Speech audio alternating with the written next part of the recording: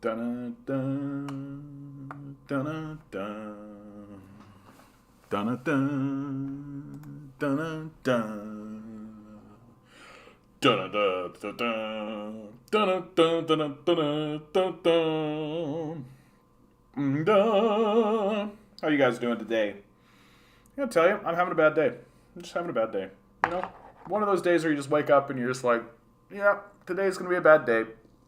And that's exactly what happened. I've just been having a bad day.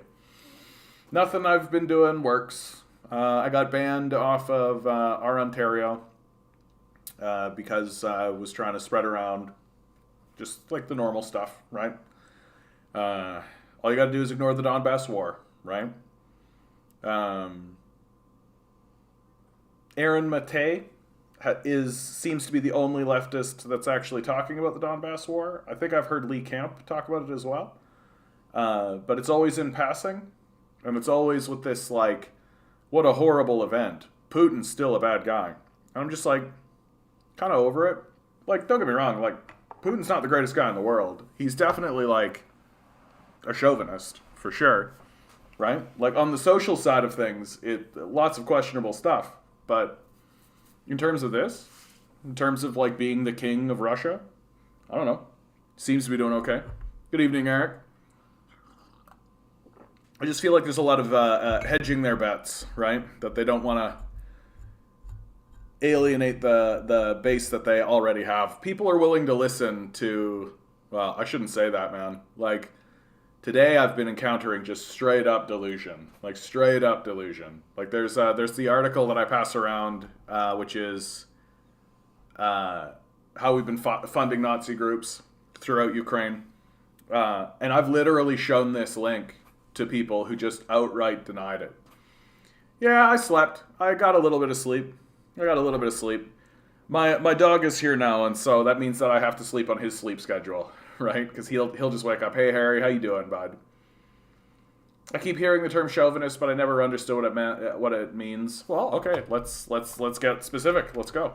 Chauvinist, like a person displaying aggressive or exaggerated patriotism, right?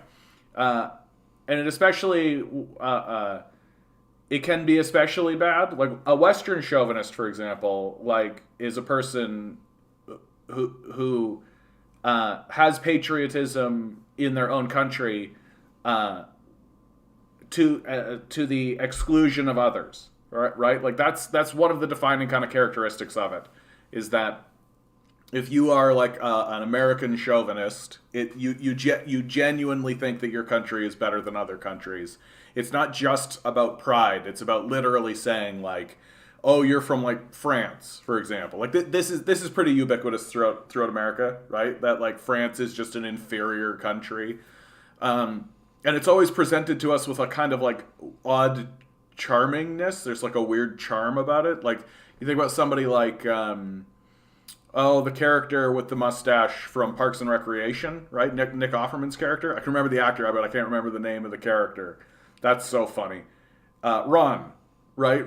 Ron's a chauvinist, for sure. Like, it's built into his character that he hates Europe, and if you shit talk Europe around him, he giggles about it. They're like direct quotes are like, please, tell me more about how bad a place Europe is. Like, these sorts of statements. And so that's generally what chauvinism refers to, right? And Putin's got a good deal of this. And I mean, he's certainly a misogynist. His battle with Pussy Riot, like if you're not familiar with who Pussy Riot is, they are a band in Russia. Yeah, a feminist protest punk rock and performance art group based in Moscow, and they've had a ongoing conflict with the Russian government and Putin, right? And they like he sent the police after them, like that kind of stuff. See you next week. You're talking about the March 17th protest, I assume, Daniel? Good to see you, by the way. Yeah, March 17th, Jarvis and Bloor, 11 a.m. if I'm not mistaken. I got to start promoting that a little bit better. I've been caught up by this Ukraine war, man. Like it's been all I've been thinking about. Finally, tomorrow's video is going to be about inflation. It's not going to be about this war. Finally, for once, and bit of good news, if you ask me. Right. So this is coming from Workers Today. Russia is ready to withdraw at any time. As explained by the Kremlin spokesman, Russia is ready to cease military operations as soon as Ukraine accepts the conditions set by Moscow. And the conditions are exactly what you expect. Like, no surprises, right? Demand that Kiev cease its military operations, stop bombing Donbass, right? Pretty straightforward shit. That it sanctions neutrality in its constitution, thus renouncing to join NATO, right? Which is always what it was saying. So, like, cease its military operations, always what it was saying. Sanctions neutrality in its constitution, thus renouncing to join NATO, always what it was saying. Recognizing Crimea as a Russian territory and recognizing the independence of the Donetsk People's Republic and the Lugansk People's Republic. Like, basically, like, that's what Putin wanted from the start, and it looks like they are in talks in Belarus, that they've chosen Belarus as neutral territory to actually be in talks about this, right? And, like, this is always how this is going to go, right? Like, it's always going to end this way. And as the war continues, right, as more and more Ukrainians suffer through what's going on, they are... it's more likely that it's going to resolve this way, right? And eventually there will come a point where Putin will be able to just enforce it, right? Like, what are they going to do if he, like, captures Zelensky, has the city of Kiev, right? Like, so the question is just how much bullshit are the Ukrainians really willing to put up with? And, like, these demands that Putin has, they will happen. Like, that is definitely going to happen. So it's just how much suffering do the Ukrainians want to go through before they get there. So would you say that chauvinism is an extreme devotion of the love of a country? If yes, what's the difference between patriotism and chauvinism? The difference is the exclusionary aspect of it. Like, you can be a patriot for your country and love your country, while still looking at another country and being like, you have a wonderful civilization, a wonderful country, and let me learn more about that. And if you ask me, a true patriot would want to share their what they think is beautiful about their country while simultaneously learning something nice about another country, right? Like that's what I think is meant when you're a patriot, right? Like you're not hating on other countries. You're just in love with your own country, right? And a good patriot would be somebody who would look at another civilization and say, "Oh, we could use that in our own country." Like, "Oh, you're doing that. Oh, isn't that interesting? Maybe that's something that we could do," right? You could learn from your neighbors and bring in new information and go see their stuff and be like, "Wow, this is so cool what you guys have done, and your history is so wonderful," and like the relationship that you have with your neighbors and other people can be quite good, and you can still be considered a patriot, right? But if you're a chauvinist, you're saying my country is good, your country sucks. Like, fuck you, what you do is stupid, get completely fucked, not interested. And so it's a form of bigotry, if you ask me. Like, it's just straight up a form of bigotry that you can't learn anything from your neighbors. There's nothing valuable to be taken away, right? Like, we're the greatest country in the world. We're the greatest people. Like, and you are barbarians, right? Like, it's very typical. Crunch some numbers. NATO member countries represent 1 billion people. Countries who do not support sanctions against Russia represent over 4.5 billion people. Yeah, the world stands with Ukraine, LOL. Yeah, I mean,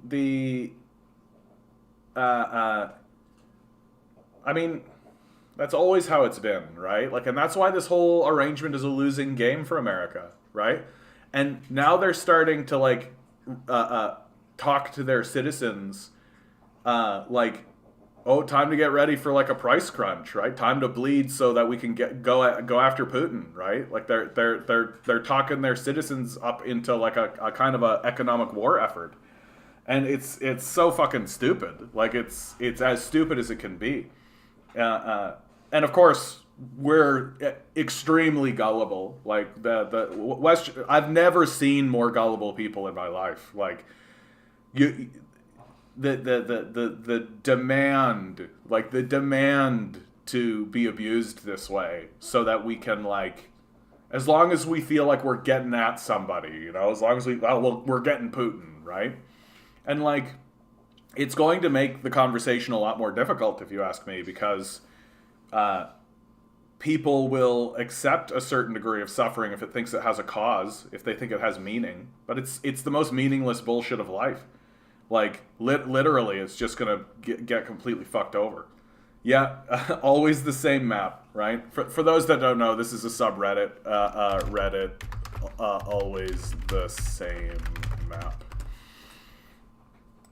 This is a subreddit that was set up to be like, anytime they say anything, it's like always the same map, right? Russia's unfriendly list compared to the top 40 countries on the democracy index, right? Unfriendly, top 40 countries on the democracy index, right?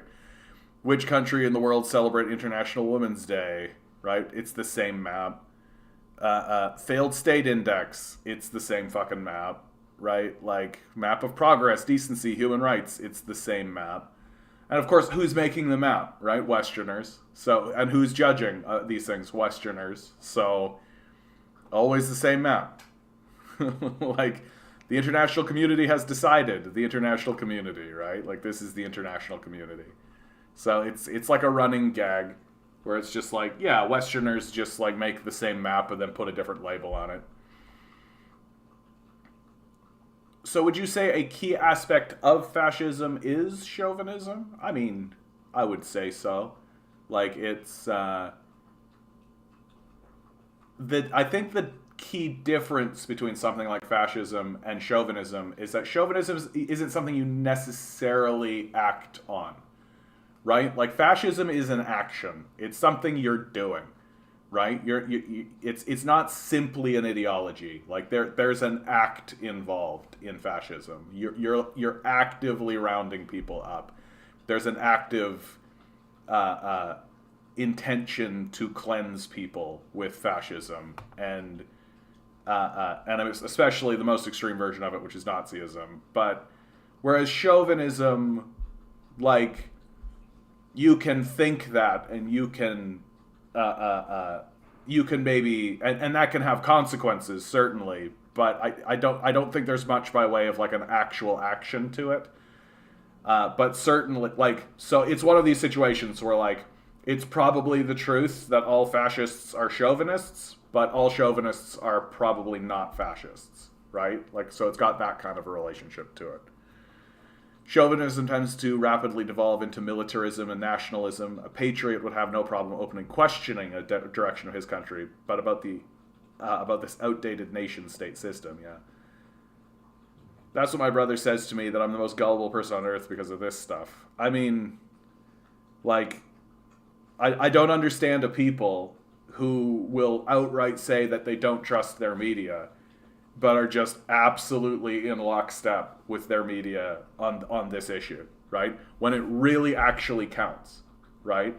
So, like, when it counts the most, oh, the media is absolutely telling us the truth 100%. Yeah, absolutely. Yeah, gas prices should be $2. Like, gas prices should be like $4 a gallon. Yeah, makes total fucking sense. Yeah, absolutely. We got to go after Putin and Russia and all, and I'll stand with Ukraine, all this kind of stuff. Like, literally a month ago, everybody was just like, the media is lying to us constantly, and I don't trust them at all. Like, what, what the fuck? Like, what the fuck? There's like, it's just like a complete disconnect, is what it is. Not even that, it's something people can throw up on their Facebook. Yeah, they want us to cut off our nose to spite our face. That's exactly what's happening, and that's exactly what's happening, right? Like the escalation of the, like, DeDollarization. Like, I read an article yesterday written by Michael Hudson who encapsulated it very cleanly, and this is becoming pretty well understood pretty quickly. And it's going to happen really, really, really, really fast. Like, it's going to happen really, really fast. Like, here are the countries invited to the first International Anti-Fascist Congress in August 2022, organized by the Minister of Defense of Russia. So there's Russia, what's CSTO countries, and then other states, Pakistan, China, the UAE, so all the green, all the orange. Like, these are the nations that are coming together to have a first International Anti-Fascist Congress. Most notably, if you ask me, is China and India. If China and India get in the same room and start making like international trade agreements and international agreements, that's a huge problem for America. Like, it is. It's a massive problem for America, right? Like, they kind of bank on the idea that India is not really going to get in the same room with China and that they're not really going to broker deals with one another. That India is always going to be incentivized to, if not antagonize China, certainly try to blockade China in ways. But if these two start to group up and actually operate in tandem with one another on any line, it's a huge problem for America. I hear all these well-paid commentators say, our citizens don't mind paying more at the grocery store and gas pump. Really? People are suffering already. Yeah, but the point, Harry, is to convince, like, if you can convince each individual person that every other individual person is okay with what's going on, right? That means that it'll be difficult. Like, people don't like to stand up and speak up because they're worried that they'll be at the out group, right? They're worried they'll be in the out group.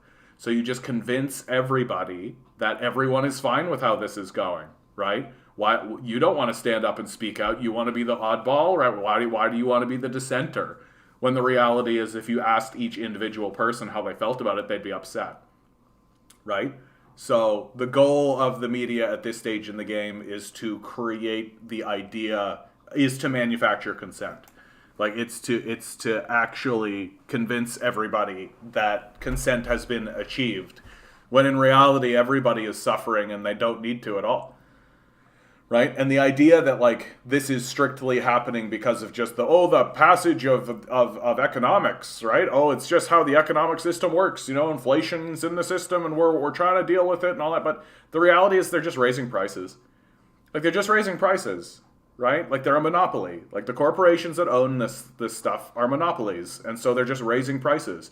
And you know that's what they're doing, because if inflation was actually what was happening, like if this was strictly an inflationary issue, then the corporations would actually be making less money, right? Like that would be how an actual inflationary economy would actually look. Is that not only would the regular people, the poor, be making less money, so too would the wealthy, right? Like, that's what actual inflation would look like, but that's not the case. And so that tells you that the inflation narrative, well, certainly there's inflation in the economy. Like, no one, like, you can't pretend otherwise. But they're just jacking prices. Like, that's all that's happening. They're just jacking prices. And while scapegoating inflation. So they're just going to say, oh yeah, inflation went out of control, so you had to raise prices. But like, if inflation is 5%, they're going to raise prices by 10%. So, and then just say, yep, inflation, right? Yeah, anti-fascist congressman. Yep, 992, almost. Thanks, Barnabas Bud. Thanks. 8 more people. If each one of you got a friend to sign up on my thing. Don't do it. Don't do it. Let's do it. Let's do this honestly. It would be cheap to be at $4 a gallon. That's like $1 a liter. Yeah.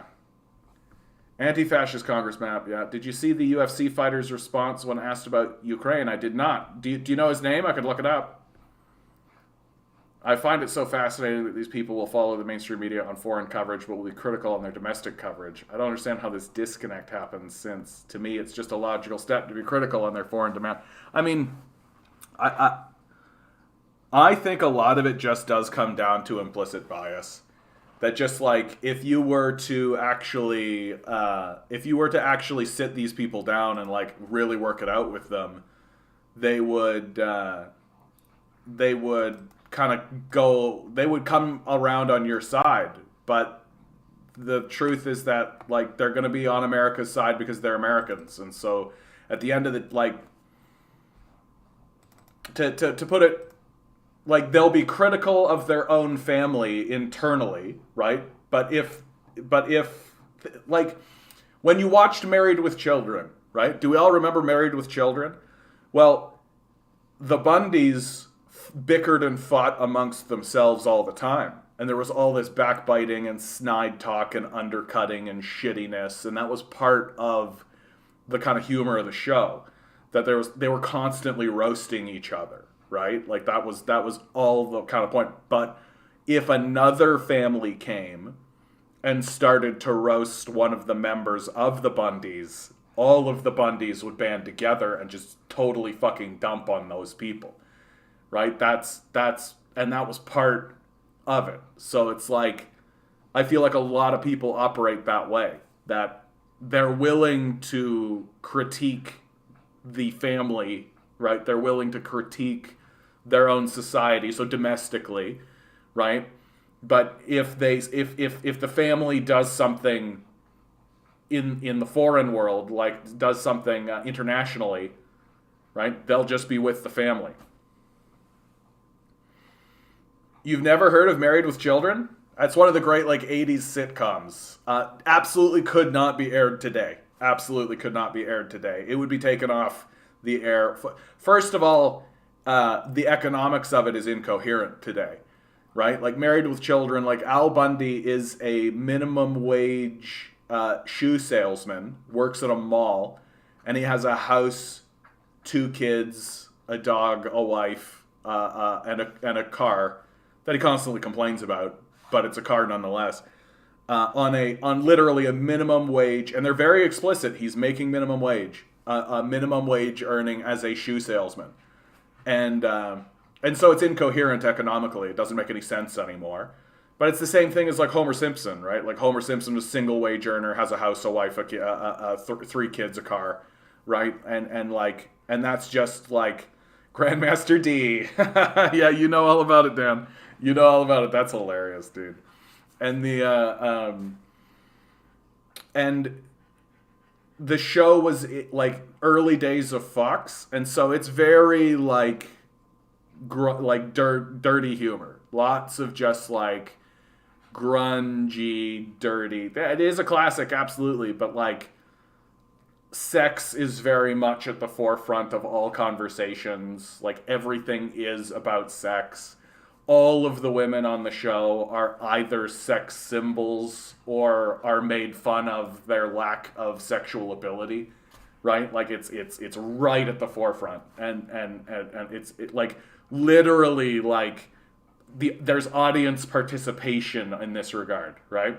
Like so like a huge prison audience. I believe it. But like so like Kelly Bundy would walk on stage, and she was like like explicitly like a promiscuous young lady, right? And she would walk on stage, and people would just like woo, yeah, woo, woo, woo, woo, all that kind of shit, right? Like and the cat calling and all that. So like if you tried to put that show on TV today, it would die instantly. Like that the amount of just dumping on it would be so incredible that any studio that attempted to air it, like if they tried to put it on Netflix even, I think it would receive a lot of pushback. Like that show I think could go on Netflix and they could be like, yep, this is how it was. But if you tried to make it today and just like have a new cast and do it today, people would, there would be boycotts and there'd be like a big brigade and it'd be ridiculous. I don't know why I got talking about Married with Children. But, oh yeah, it's because it was a good example of just like how I think people view domestic politics versus foreign politics, right? Yeah, what is this, Amway? Good point, Watson. Yeah, good point. Fair enough. Okay. So let's take a look at this quickly. Well, I just wanted to get your thoughts on the whole Russia and Ukraine situation. Here, let's get this out of this thing. Okay. You know, here's my first thought is I'm not going nowhere to fight none of these wars for these politicians. I'm staying at home, and when the war comes to Arkansas, I will dig my boots in the ground, and I will die for everything I love, and I will not retreat. if this country's invaded and everybody's saying, well, we gotta evacuate, we gotta leave, I will not. I will dig my boots in the Arkansas soil and I will fight for the people that I love, for the land that I love, and the way of life that I love. But I'm not going overseas to fight. I don't know what's going on, to be honest, brother. I really don't. There's so much stuff, and I don't think nobody knows what's going on fully. There's been so much political corruption in that area.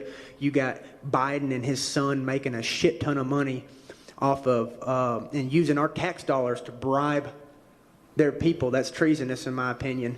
So you got Hunter Biden and his son using our tax dollars. Hey, if Ukrainian government, if you don't do this, we're taking your tax dollars. He shouldn't be giving our tax dollars to that country anyway. We got veterans out here sleeping on the street, and you're going to give our freaking tax dollars to these Ukrainians and all. Brother, I don't know what's going on over there, but I'm not going over there and fighting, and God bless anybody that's over there fighting, and I hope that the shit just gets solved. And, man, I don't like war.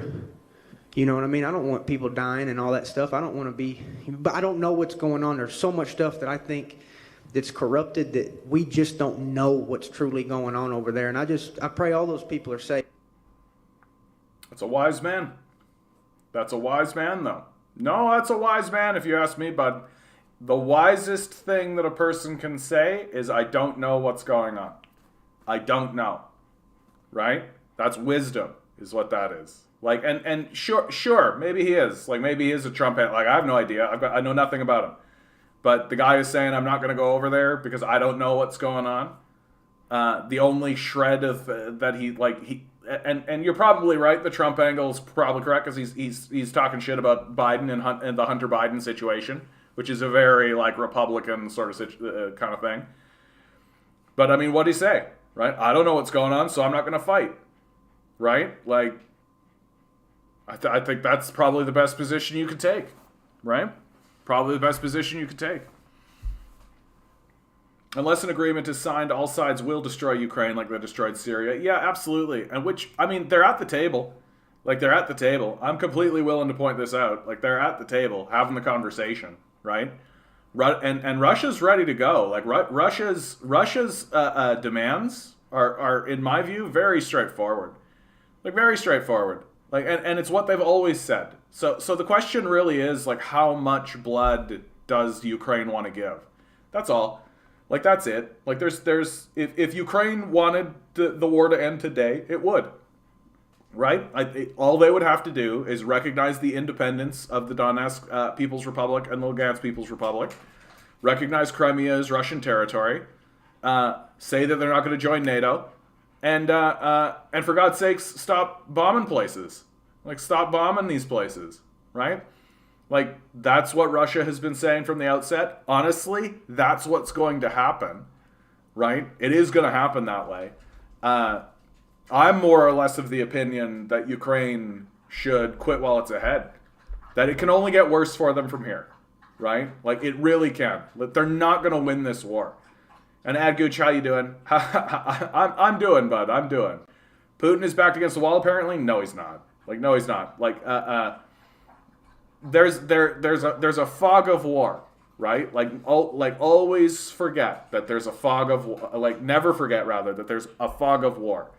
And all sides are completely incentivized to lie, right? And given that it's a war, they should. It's one of those things. Once the war is on, they're like, morality goes out the window. Like the lie and lie well. Deception is a huge part of warfare, and don't believe reports that come out. Like, you see a report and it's literally like, so and so got killed, and you're like, yeah, did he? Like, did he actually get killed, or is this just like an operation that they're trying to do so that this guy can pop up over here all of a sudden, and there's like a whole other thing that can happen, right? So, and this phenomenon is called the fog of war, and so the idea that Putin's back is in against a corner, it's like, what are you even talking about? Like, no, like. The Russian military is the larger, more well-trained, more well-armed force. They're making gains in the territory. The Americans are trying to shit-talk the Russians by saying, like, oh, they've slowed their advance and all this. It's like, their advance hasn't slowed because of the Ukrainians. Their advance is slowed because the Russians don't want to destroy the place. That's what's slowing them down, right? That like they don't like if they wanted to level Ukraine, Ukraine would already be leveled, right? Russia has the capacity to level Ukraine, for sure it does, and like they just don't want to. They're disinterested in it. Most of the Trumpers I've met are huge Putin fans. Typical right-wing strongman, dear leader, submission to authority stuff dressed up as patriotism. I think there's a good degree of that for sure, Watson. I also think that they're like I have right-wingers in my family, and I talk to them about this kind of stuff. And a lot of it, in my view, just comes down to like, why are we supposed to hate Russia again? Like, can someone actually explain this to me? Like, why are we supposed to hate Russia again? And I've had people be like, yeah, the Russians fought Nazis in World War II. Like, why are we supposed to hate these guys again? And a lot of them are talking that way. And then you start talking to them about like the Donbass War or any of this kind of stuff, and they're just like, well, all right then, right? Like, and I think a lot. There's also like a huge mistrust of liberalism now, and a huge mistrust of like the liberals here in Canada and the Democrats in the United States. There's an enormous mistrust of these organizations and the military-industrial complex and all this kind of stuff. And so there is a lot of people who are just like, oh, the military-industrial complex is telling us to hate Putin, so we're going to love Putin just because these guys are telling us, right? Like, there's a lot of that going on too. And I don't think it's one thing. You know, I don't think it's one thing. I think there's a lot of things in play when it comes to right-wingers. And especially like the Trump fans and the Republicans come swinging out in favor of Putin. But I think you're partially correct that there is like a respect because he's like a typical right wing. Yeah, strong man. Exactly. Yeah. An authority figure. Lots of these guys really are like, they would do pretty well in a Tsarist Russia sort of situation. Funny how the West keeps saying that Putin is lying. He doesn't want diplomacy. Of course he does. Like, of course he does. Honest, like he was calling for it for 8 years before this even happened, right? Like, and honestly, like if Ukraine had have just looked at Putin, and like Putin brought his troops to the border, and if Ukraine had looked at him and been like, oh, we're just going to put our guns down, he would be like, great, like absolutely. Like Putin doesn't want to be doing this. Like I can't imagine why he would want to be doing this, right? He's drawn to this. He's forced to this, if you ask me. I keep saying that, and I definitely believe it's the truth. Like, what a pain in the ass all of this has been for him and his own people. Like, this is an enormous pain in the ass what he's doing, right? Like, there's being removed from the SWIFT banking system, having to reforge and reform new alliances, right? Like, there was a period of time while Putin was the leader where he was like, hey, can we join NATO? And they rejected him. Hold on, is that true?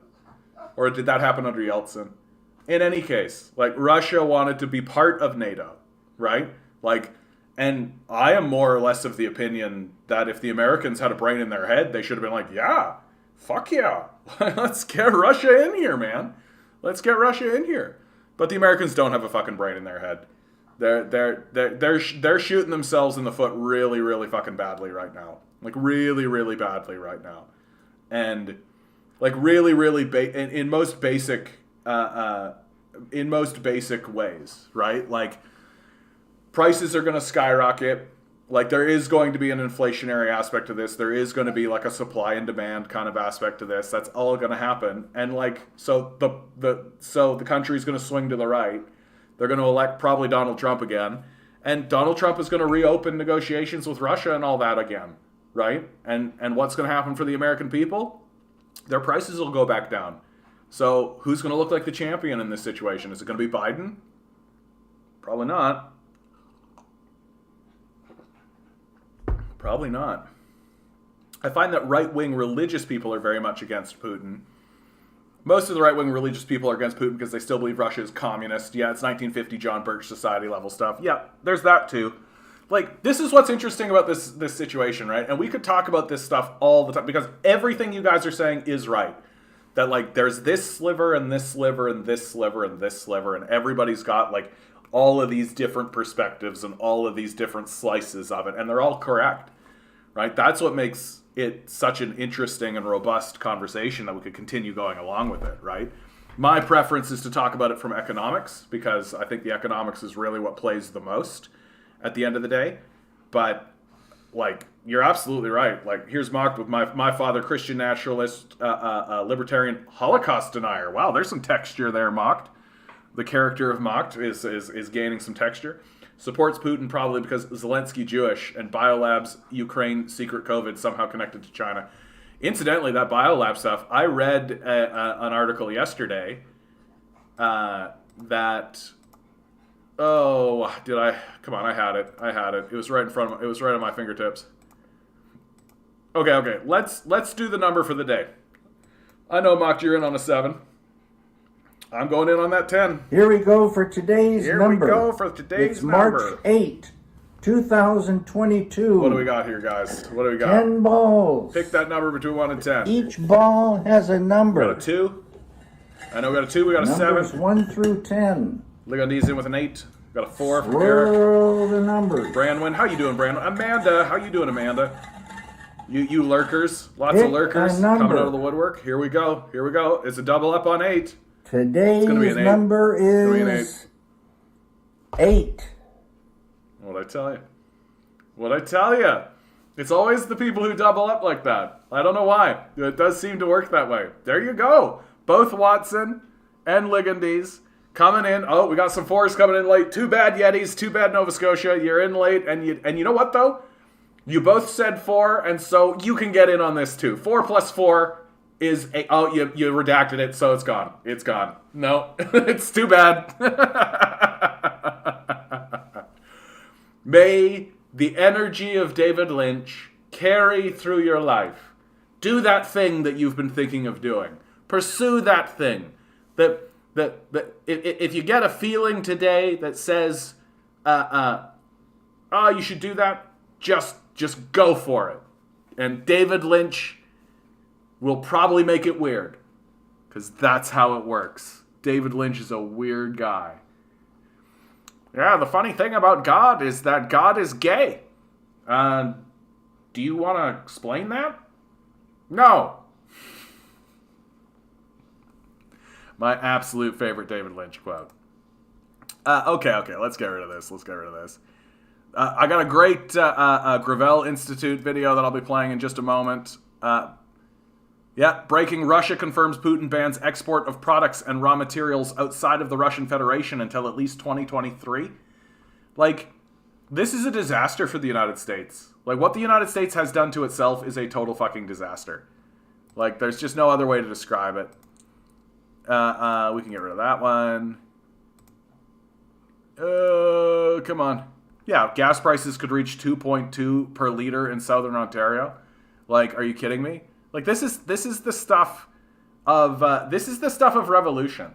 Like, this is how revolutions actually kick off, right? People are not going to accept this, and when you consider that the Trudeau tracker, right?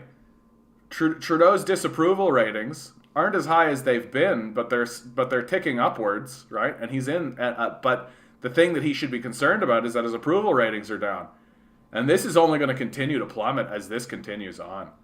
Right? Like, it really is. Like, the Liberals are going to pay for this in quite they're $2.30 at some pumps in Vancouver. Absolutely. Doug Ford taking all Ontarians for suckers. Yeah. Well, I mean, you take the people for what they are, right? If you ask me. So, I read an article yesterday that is about, I have now been convinced about the biolab stuff. People have been, lots of people on the channel have been trying to get me to come around on reporting on biolab stuff more. And I've always been suspicious. I've always been like, sounds a bit like aliens, like a bit kooky off on the side, like need some source documentation, that kind of stuff. Well, breaking from China, this is ASB News Military. The U.S. has 336 labs in 30 countries under its control, including 26 in Ukraine alone. It should give a full account of its biological military activities at home and abroad and subject itself to multilateral verification. This is China saying this. We have source documents now and verified that there were 11 biolabs in Ukraine that Russia has now seized control of. Check Discord, I'm being told. Glenn Greenwald, Undersecretary of State Victoria Nuland admits Ukraine. Well, I only have a minute left. Let me ask you, does Ukraine have chemical or biological weapons? Ukraine has biological research facilities, which, in fact, we are now quite concerned Russian forces may be seeking to gain control of. So we are working with the Ukrainians on how they can prevent any of those research materials from falling into the hands of Russian forces should they approach. I'm sure you're aware that the Russian propaganda groups are already putting out there all kinds of information about how they've uncovered a plot by the Ukrainians to release biological weapons in the country and with NATO's coordination. If there's a biological or chemical weapon incident or attack inside of Ukraine, is there any doubt in your mind that 100% it would be the Russians that would be behind it? There is no doubt in my mind, Senator, and it is classic Russian technique to blame on the other guy what they're planning to do themselves. In any case, like to me, that's a lot like saying, we put a landmine in the middle of the road and you stepped on it, and so it's your fault, right? Like the Americans are funding like biolab technology and bioweapons technology, 11 labs throughout Ukraine, which they're confirming more and more. These labs are getting seized, right? Russia would be, in my view, completely insane to actually release any of this. Like the blowback from that would be enormous. Yeah, exactly, right? Notice how they say Russian propaganda. No. When we talk, it's the God's honest truth, right? Like absolutely. There's no such thing as American or NATO propaganda, right? Like we're always telling the truth 100% of the time.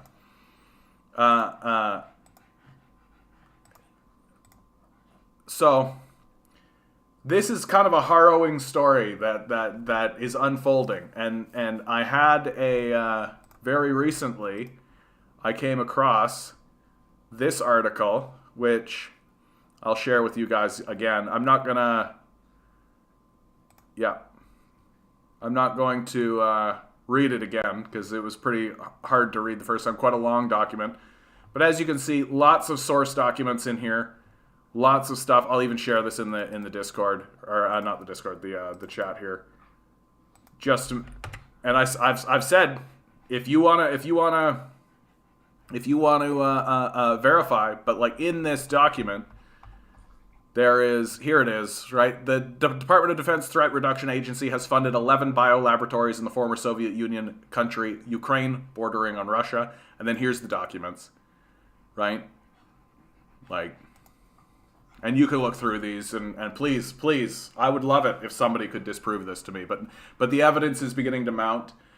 You're getting more and more, we just watched that a YouTube video given to us by Pissed Off. Thanks, bud. I appreciate that. You got China requesting this sort of stuff. So people are taking it very seriously at the highest levels, right? Are we to believe the Chinese do not have the same biological warfare facilities? Yeah. I mean, we're dealing with ruling class maniacs on a global scale here. I mean, I haven't seen it. If you'd like to form an argument to say that the Chinese are kind of on the same level as the Americans in terms of like their psychopathy, that's going to be on you. I haven't really seen much of anything that convinces me that the Chinese are operating with the same kind of madness that the Americans are. Like, the Chinese are trying to help their citizens. That's pretty clear. Poverty rates have been in decline pretty significantly. Nobody even has to use bioweapons. We just have to say they did. Yeah, and that's the trouble with bioweapons, right? Like it's got this untraceable quality.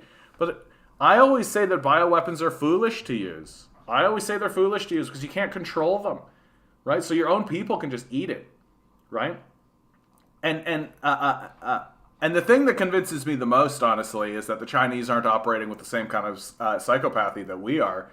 Is that they actually punish their billionaires, right? If their billionaires do something wrong, they get punished for it. Sometimes they get literally put to death, And I can hear people thinking in their heads like, well, John, like death sentence, like that sounds pretty. I'm like, not when you're dealing with fucking billionaires, if you ask me. Like get completely fucked. Like some of the shit that these people are doing is extremely destructive, and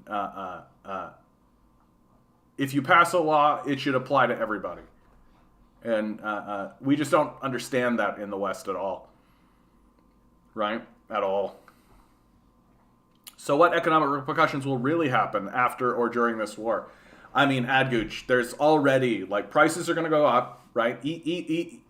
Inflation alone would have done that, but price gouging is really what's doing it, if you ask me. That a lot of these corporations are using this moment as an opportunity to justify price gouging, and make the claim that it's like, oh, we got cut off from Russia, so it's going to cost a little bit more and all this kind of stuff. And I do think there's going to be transitions, things that happen. That you can't make claims without bringing receipts, Superstore, yeah, all this kind of stuff. Like, there's going to be transitions, like, already you've got people, I've seen like Pete Buttigieg, or Pete Buttgig. I've seen him talking about how, like, yeah, if you're concerned about gas prices, you should buy an electric vehicle, right? And so there's a lot of that, like, classic pat conservative solutioneering, right? Just get a better job, right? Just get an electric vehicle, right? There's that kind of talk already happening. And I mean, this is how America does things. America's chaos, right? So it's going to be like, oh, you don't like paying gas at the pump? Well, you better go get that electric vehicle. And actually, the gas prices are going to make electric vehicles seem a lot more appealing to people, right? And booty judge, exactly. Booty judge. And so this moment could be a big kickoff for that kind of stuff. We'll see. We'll see. Re-reporting, Ukrainian communist youth leaders arrested by government, right? So a couple of Mikhail Kononovich, leader of the youth wing of the outlawed Communist Party of Ukraine, and his brother Alexander Kononovich were arrested by Ukrainian authorities in Kiev, could reportedly be facing execution, right? Yeah, completely democratic, like totally normal place, like completely normal place, right? Round up the communists, right? No dark history there. I want to see what the ruling class currently thinks of their economy. Gold is near all-time high. No one's touching U.S. 10-year bonds. Gold is the safe haven of last resort. Yeah, I mean, this is kicking off a cascading effect where the dollar is going, like, most of the world is going to de-dollar, right? Like, Europe is going to continue to trade in dollars. America, obviously, and Canada. But that really doesn't represent most of the world's population, like Australia. Like Africa, the Middle East, India, China, Russia. And because of the sanction regime that the United States has been placing on all of these places, all of them are fairly heavily incentivized to move away from the dollar, right? And to de-dollarize their financial statements. You can tell that the United States is struggling with the reality of its, 40 years of acting like a total fucking psychopath, because they're even talking about removing the sanctions that they've placed on Venezuela. Right? That the sanctions against Venezuela have cut America off from that oil. Well, Venezuela has one of the largest oil reserves on the planet. And so, in response to putting sanctions and no longer trading in Russian gas, right? Well, and oil, well, they might start actually trading with Venezuela. Which I think Venezuela would go along with it because, at the end of the day, they want to help their own people. And how do you help your own people with the money that you're going to get? We'll see. We'll see if Maduro wants to put his thumb in Biden's eye and put his thumb in America's eye, right? And honestly, Venezuela might not need to. They might not need to trade with America because they're already part of the Belt and Road Initiative, right? They're already trading with China on this kind of stuff. And China might look at them and be like, yeah, don't. And America is facing up, like it's painted itself into a corner. And the corner that it's painted itself into is very simply, if you put sanctions on everybody, you're the one that's isolated, right? Like that's the way it works. A lot of Ukrainian hate communism because of the Holodomor, which of course so many people don't realize how much they've been propagandized about that history. Yeah, and I mean, only 5 nations on the planet acknowledged the history of the Holodomor as a genocide. Right, only 5. One of them is Ukraine itself. Another one is Canada.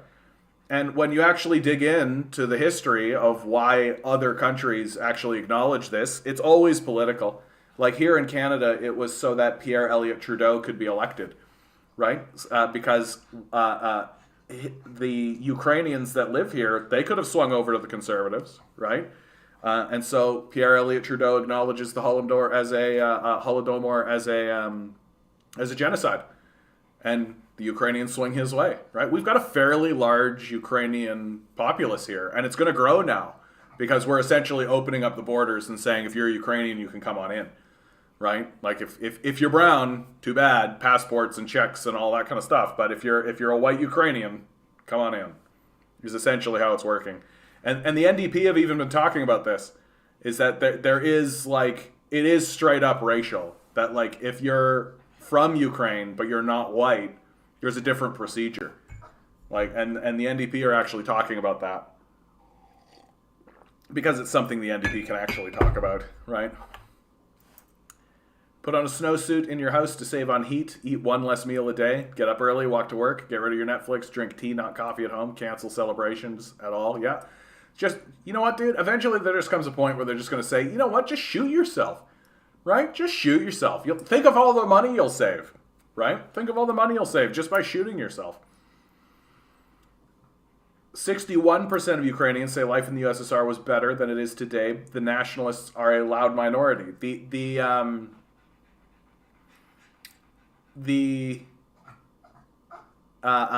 example I've been giving, because people have been saying this, right? People have been saying like, oh, the Nazis are so small. They're such a small group. And my response is, hey, if I put a drop of poison in your drink, right? A drop of cyanide, let's say, in your drink, you gonna go ahead and drink that? You gonna go ahead and drink that drink? Why? There's just a small amount. It's just a small little amount, right?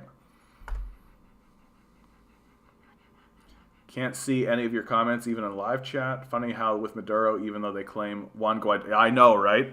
The fact that we still support that, like, is a fucking joke. It's such a fucking joke. Yeah. No, anytime there's been polling of the old Soviet countries, and there's exceptions, like I think Poland, obviously, right, is not gonna go that way. But like I believe like Hungary, like Yugoslavia, right? Yeah, communism is one of my phone. Exactly, grinning. How you doing, bud? I have 4 kids. One of them has been severely affected by a vaccination laced with mercury. I have found out who is responsible personally. What should I do? I'm not the guy to ask that, Ad Gooch, honestly, straight up. That's I mean, you should be talking to your doctor about that. Like the people who have actually verified that that's what's going on. So it's your doctor you should be talking to. Hey, buddy, what's the trouble? What's the trouble, Wishbone? I'm not paying much attention to my dog at this exact moment, and so he's making a bunch of noise and protesting. Oh yeah, I forgot all about this picture. Here's the most recent picture. This was taken just this morning on from Russian television. As you can see, right, the green is, and this is what the Russians are claiming, right? This is what the Russians are claiming. So, but if you take a look at what the Westerners are saying is happening, it's similar enough. It's similar enough. Like the Westerners would say that there's this green section wouldn't be here, but like this troop movement is more or less accurate. The troop movement that I think really matters the most is this connection here. Because once they get this blue blob represents the bulk of these are the Nazis. These are the fucking Nazis right here. Once this gets surrounded, things get very, very serious for the Ukrainian military, right? Like, once they can't escape, once they're surrounded, right? The real shelling is going to begin then. And it's going to be like, Putin doesn't want to actually drop bombs from bombers. That's a big thing that he doesn't actually want to do, right? Because you know what those like, Putin bombs Ukraine, right? Like, that's the headline, right?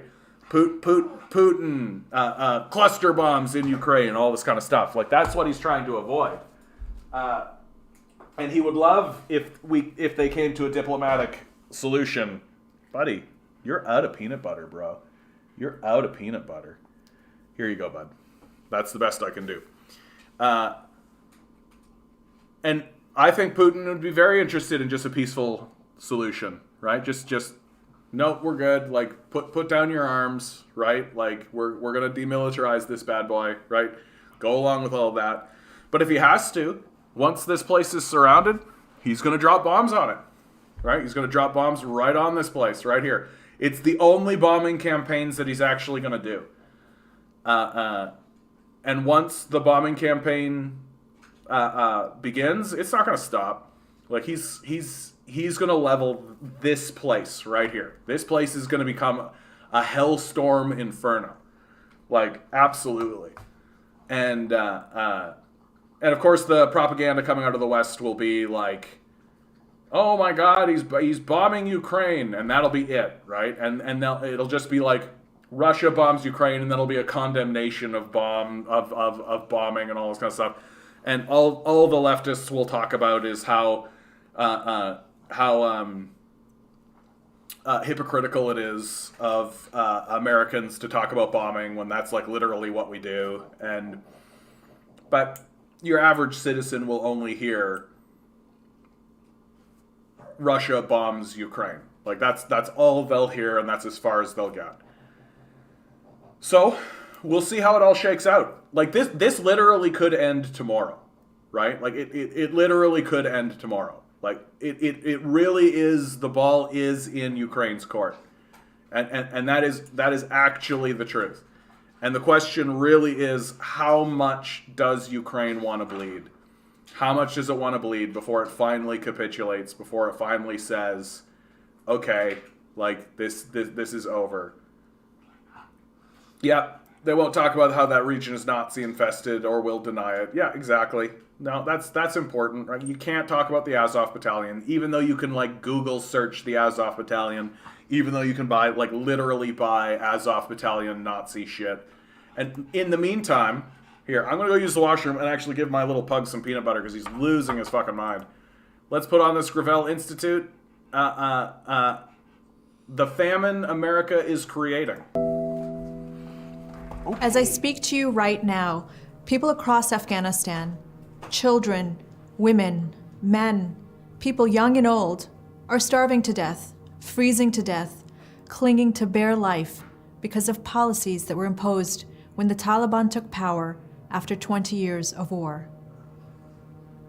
These policies are expected to kill 4 times more Afghans than estimated to have died during the entire 2 decades-long conflict. Who is in charge of these policies? The United States. I co-founded one of Afghanistan's largest women's organizations and have worked for over 20 years on girls' education, women's rights, and protection of women and families from violence. We were devastated when the Taliban took over and feared for women's rights. Right now, U.S. policy is causing a crisis that could be far worse than anything the Taliban has done. The American government is causing an unprecedented famine on the innocent people of Afghanistan, which was already one of the world's poorest countries. Afghans are experiencing the single most devastating year in their recorded history. 23 million Afghans, a majority of the country's population of nearly 40 million people, are suffering from extreme levels of hunger. The World Food Program has called it hell on earth. But this is not simply a humanitarian disaster. This is not just a tragedy or a misfortune. No. What is happening in Afghanistan today is happening because of policy decisions made in Washington, D.C. In 2021, as the US withdrew from its war in Afghanistan, the government that it was supporting collapsed, and the country was swept by the forces of the Taliban, the enemy the United States had been fighting for 20 years. But instead of finally leaving Afghanistan to decide its own destiny, the United States continues to wage war in Afghanistan of a different kind: economic war. United States policy is devastating the entire country and bringing further pain to tens of millions of Afghan civilians. America and its allies cut all the money they had been pumping into Afghanistan for 20 years, on which the economy had come to totally rely. 75% of the government's budget disappeared overnight. The World Bank halted funding that supported the education sector and 2/3 of the country's health centers. Then, sanctions that were placed on the Taliban were applied to the new Afghan government as it was taking power, exiling the country from the international economy. And the last part of it was the most devastating of all. The American government decided to freeze Afghanistan's central bank holdings, nearly $10 billion that belonged to the Afghan people. What happens when you confiscate the financial reserves of an impoverished country? Inflation spikes, making food unaffordable for millions. Businesses close down and banks can't function, cutting access to income for Afghan working families. Eventually, the entire financial system collapses. And that is exactly what is happening. The Afghan economy is collapsing in rapid fashion. Experts say it is one of the fastest economic contractions in recorded history. In just a few months, one of the poorest countries in the world is facing a faster economic decline than the US saw over years during the Great Depression. The United States and its allies had built an Afghan economy totally dependent on their resources and aid. And then they cut that, taking it away overnight. And on top of that, confiscated all of the country's central bank reserves. Today, the jobs that the occupation had provided are gone. Afghans with bank accounts can only access a small portion of their money. All this in the middle of a global pandemic, and while they're experiencing their worst drought in 35 years. Afghans have been plunged into a new level of desperation.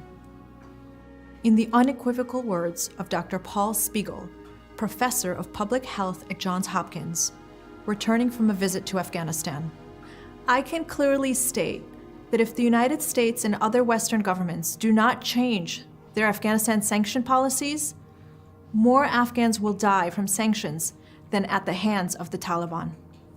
Ultimately, only the US government wields the power to alleviate this crisis.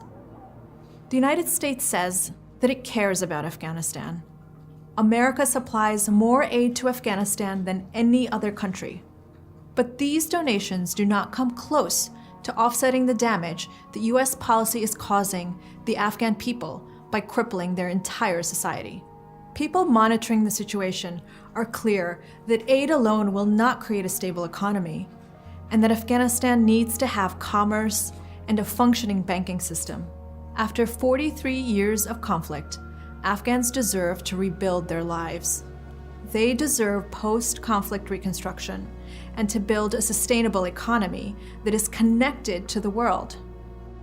Instead, we're holding them back and making them remain dependent on aid. Not only is this not right, but it is not in America's best interest. In the words of the president of the International Rescue Committee, a charity working in Afghanistan, the economy is not just in free fall, it's being strangled.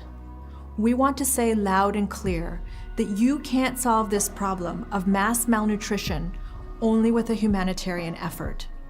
Jan Egeland, the head of the Norwegian Refugee Council, says, "It is now, paradoxically, the Western sanctions that is our main problem in saving lives in Afghanistan. This policy can be ended at any time. Officials within the Biden administration could protect millions of Afghans from starvation and death. The Afghan people's hopes lie with officials like National Security Advisor Jake Sullivan, Deputy Treasury Secretary Wally Adeyemo, and of course, President Joe Biden himself. They can end this policy right now, unfreeze the central bank reserves, and allow the Afghan people to recover from decades of war. These officials understand the value of helping working families, of protecting our children, and ensuring that they are given the opportunity to survive. But we need them to see that Afghanistan's children are just as deserving of life as children in America. The best way to address this tragedy, to stop the wave of starvation and death, is to end the sanctions we have placed on the country and give back the money that we have seized. The Afghan Central Bank was designed by Americans, and the Taliban have not changed the law. As experts have pointed out, it is an independent and technocratic institution with transparent financial flows.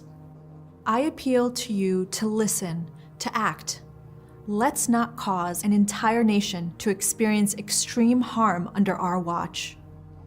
America's leaders can stop this, but they must act as quickly as possible. Let's end these harmful sanctions. Let's accept that the war is over. I'm Masuda Sultan from Unfreeze Afghanistan for the Gravel Institute. America's not going to do that. Like, I hate to be the bearer of bad news, right? This is just another piece of evidence that we have that this is a fucking death cult. Like, this is a fucking death cult we're talking about here, right? Like, where's the stand with Afghanistan crowd? Like, where's any of that? No, that's fine. We can go in and destroy that place on false pretext. Steal their oil. Yeah, start planting heroin and all that kind of stuff, right? Like, do all that kind of shitty stuff. We can do all that, right? And then abandon the people, steal their money, create a famine and leave, right? Nobody's going to say stand with Afghanistan, right? Like, this is one of the hard lessons that I'm really, really learning about this moment in time, is that, like, the only reason why huge segments of the population even give a shit about Ukraine at all is because they're white. Like, that's it. Like, it doesn't extend any farther than that. And like, if Putin had decided to invade, I don't know, Afghanistan, like if he had decided to invade like some like Syria or any of this kind of stuff, people they wouldn't give a shit at all. They wouldn't care even a little, right? The reason why Americans and Canadians are so outraged about what's going on and what Putin has done is because they're white. And that's it. Like, that is the extent of it. And that's the hard lesson that I've learned over this last week. Like, literally showing people, like, hey, we're funding Nazis. Like, hey, like, if it had have been like, hey, we're funding Taliban, or hey, we're funding Al Qaeda, I think people would be like, oh, okay, but they wouldn't care because those are brown people, right? Whereas the response I'm getting with the Nazi funding is just, no, we're not. Nope. It's just like a denialism. It's just like not happening at all. And the and let's be really straight. Let's be really straight here, right? America's not going to lift these sanctions, right? They don't give a fuck about these people at all. Right? They didn't give a fuck about them when they invaded them and destroyed their country in the first place. They're not giving a fuck about them now, right? Like, they're not suddenly going to come to their senses, right? Like, none of that is going to happen. We are dealing with a psychopathic capitalist death cult here. Like, that's what we're coming to terms with. And this whole last week, and these last 2 weeks, as we've been discussing this Ukrainian crisis, right? Everyone seems to have forgotten that somehow the same people who were responsible for the devastation throughout the Middle East, throughout Africa, throughout South America, throughout all of these places, suddenly, for some reason, when it comes to dealing with Ukraine, well, they must be perfectly altruistic and doing everything completely right. And the only fucking reason why that's the case is because people think, oh, but Ukraine is white. So, of course, America's got to be dealing with them at least reasonably, right? At least fairly. They're certainly not treating Ukraine like they would treat Afghanistan. You know, these uncivilized, backwards nations, right? Like, and this is the language that is openly being used on national broadcasting, right? You can take a look at some of the work that Trevor Noah has actually done. Trevor Noah has actually been, in my view, like right on the cutting edge of this, of pointing out that, like, it's weird that when we talk about, like, Middle Eastern countries or African countries or South American countries, like, these are uncivilized, backwards nations that we talk about, whereas the language we use for Ukraine is that it's a more civilized, like, they mean white, like, that's what they mean. They mean white, and a white supremacist nation such as ours, right? Like, we don't give a fuck about this, and we're never gonna give a fuck about this. Like, this is the hardest thing, I think, for leftists and people living in this country, especially people of color living in this country, to accept, right? The white supremacist nation is never going to give a fuck about this at all, ever. Like, you're not gonna, like, rally support. You're not gonna get a government to, like, actually sweep in or do any of that kind of stuff, right? Like, that's the hard lesson. That's the hard lesson here. Like, Afghanistan is gonna starve. That's what's gonna happen. Like, we're talking about the same nation that is maintaining a genocide in Palestine, that is maintaining a genocide in Yemen, that is maintaining concentration camps along the Mexican-American border. They're not suddenly going to take a look at Afghanistan and be like, oh dear, right? They went in to pilfer, they left pilfering. They don't give a fuck at all. Like, thanks for making the video to let us know. It's just another piece of evidence that what we are facing is a death cult. And the only thing we have left when it comes to organizing against this death cult is to surround the halls of power, right? Electoral politics is never going to resolve this. Since when has it? Right? Like, has it resolved the Palestinian-Israel conflict? Has it resolved the Yemeni crisis? When has this cult ever resolved any of these crises that they're actively generating, right? Yeah, I hate the U.S. so much. As Noam Chomsky said, the word evil doesn't even convey the horror of what is happening. Yeah. Like, we don't have the language to describe it. Like, we don't. Like, like, this is like eldritch horror. Right, you're reaching into the consciousness of the white supremacist empire and really realizing, like, the veneer of all of the pageantry of being civilized. Like, but we're a bloodthirsty, warmongering, crazed people. Like, we're as bad as any empire ever has been, right? And, like, like, the suit jacket, I think, is going to become, like, emblematic. It's going to be one of those, like, as humanity moves forward, should we survive? Like, when we think about, like, the old Roman empires, it's people wearing togas, right? Like the like Spartan military outfit, right? Well, this era, it's going to be the suit and tie. I'll never forget the dead innocent toddlers being pulled out of a truck in Iraq, and the best intel in the world, MI6 said weapons of mass destruction. Yeah, what a tank from 1950. Yeah, exactly. And, like, we and the same people that are doing this in Afghanistan, what are the same people we're supposed to believe when it comes to Ukraine? We're supposed to genuinely believe that the, like, nightmare psychopaths that are actually doing and maintaining this. Oh yeah, everything they tell us about Ukraine, absolutely, completely true. Yeah, completely true. Right? Oh, they would never fund Nazis. What the fuck are you talking about? Of course they would. Like, why do you think they wouldn't? Why do you think they wouldn't? And the only answer that you can actually come back with is because they're white. And that's it. Right? Like, what's the difference? That the true reality is that if Ukraine was some South American country and Putin was having some kind of dispute with America militarily for some, African country, no one would give a fuck at all. And you know how we know that's the truth? Because it happened, right? That happened in Libya. Like, no, Putin didn't launch like a whole like assault and like put troops or anything like this, but the Russians were very upset with what the Americans did in Libya, right? But nobody gives a fuck. Like, nobody cares. It's just some African nation. Who cares, right?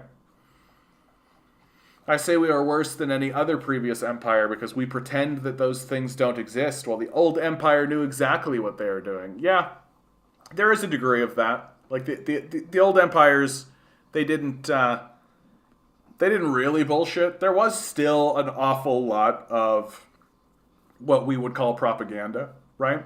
Like the Empire of Rome was considered a deity, right? He was considered like a half. What was the exact word that they used? But he wasn't considered like a full deity. He was considered like a half god, right?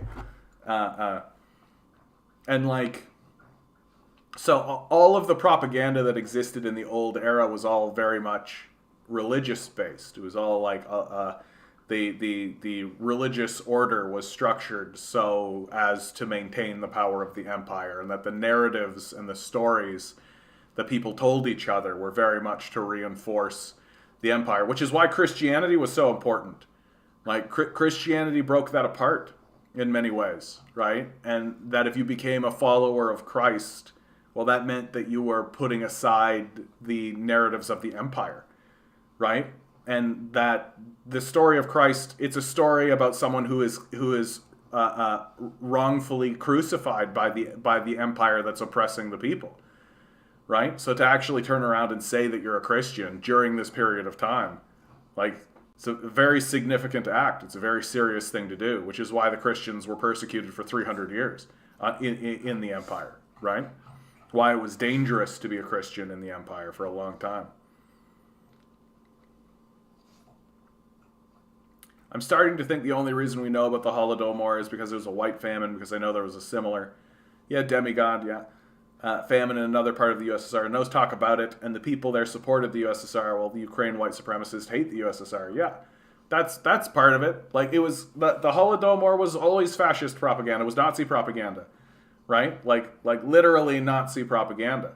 And so that one's got like an anti-communist sort of vibe about it. It's got an anti-communist layer to it as well. And so it's it's absolutely, we're just living in like a cartoon reality. We're like living in this, like, I cannot actually believe that. Like to compare it to the Bengal famine of 1943, exactly, right? Compare those two events and actually see, like, and when you actually look into the Holodomor, like, there's no evidence to show that the Russians planned it. Like, there's no evidence at all. Like, imagine, it's the same thing with the Uyghur genocide, right? I've said this over and over again, right? That, like, you don't just do these things. These things don't just occur. They don't just pop out of populaces. That when a populace actively seeks to commit a genocide, it talks about it. And it's very open about it, right? Yep, both killed about 3 million. Churchill knew the famine was happening while Stalin didn't. Stalin sent aid to India, but the USSR received no international aid. Yeah.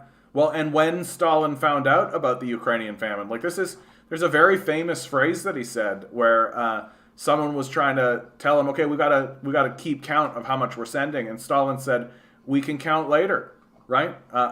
Bookkeeping can wait, hunger cannot, right? Just send the trains. And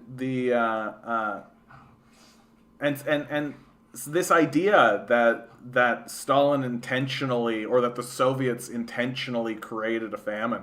Well, okay, let's see the discussion then, right? Like, you're talking about a major orchestration. You're talking about a major plan, right?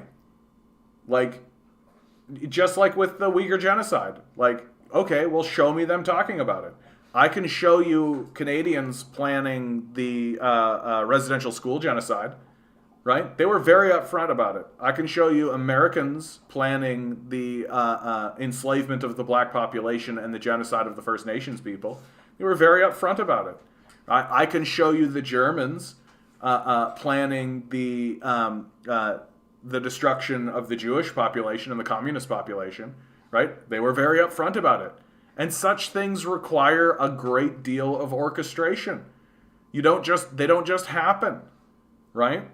And this is how gullible the population has become, right? The population is literally like the aliens from the from Galaxy Quest. Like the populace is basically these guys. Like they're just like not those guys, these guys, right? Like this is what the populace is, right? In the movie Galaxy Quest, right?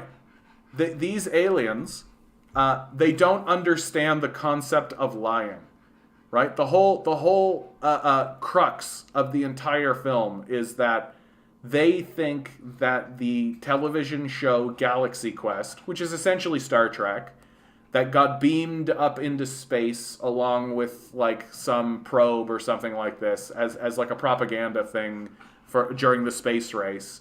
They took a look at these episodes and they actually thought that it was real.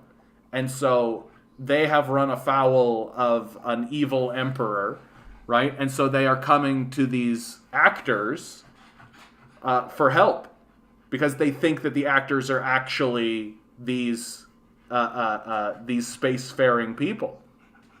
And the reason why they think this way is because they don't understand the concept of lying, and so they don't understand the concept of storytelling, right? And when they talk about so this evil empire keeps lying to them and keeps betraying them over and over and over again, and very steadily they kind of put together that this is what he might be doing, but they suck so bad at it.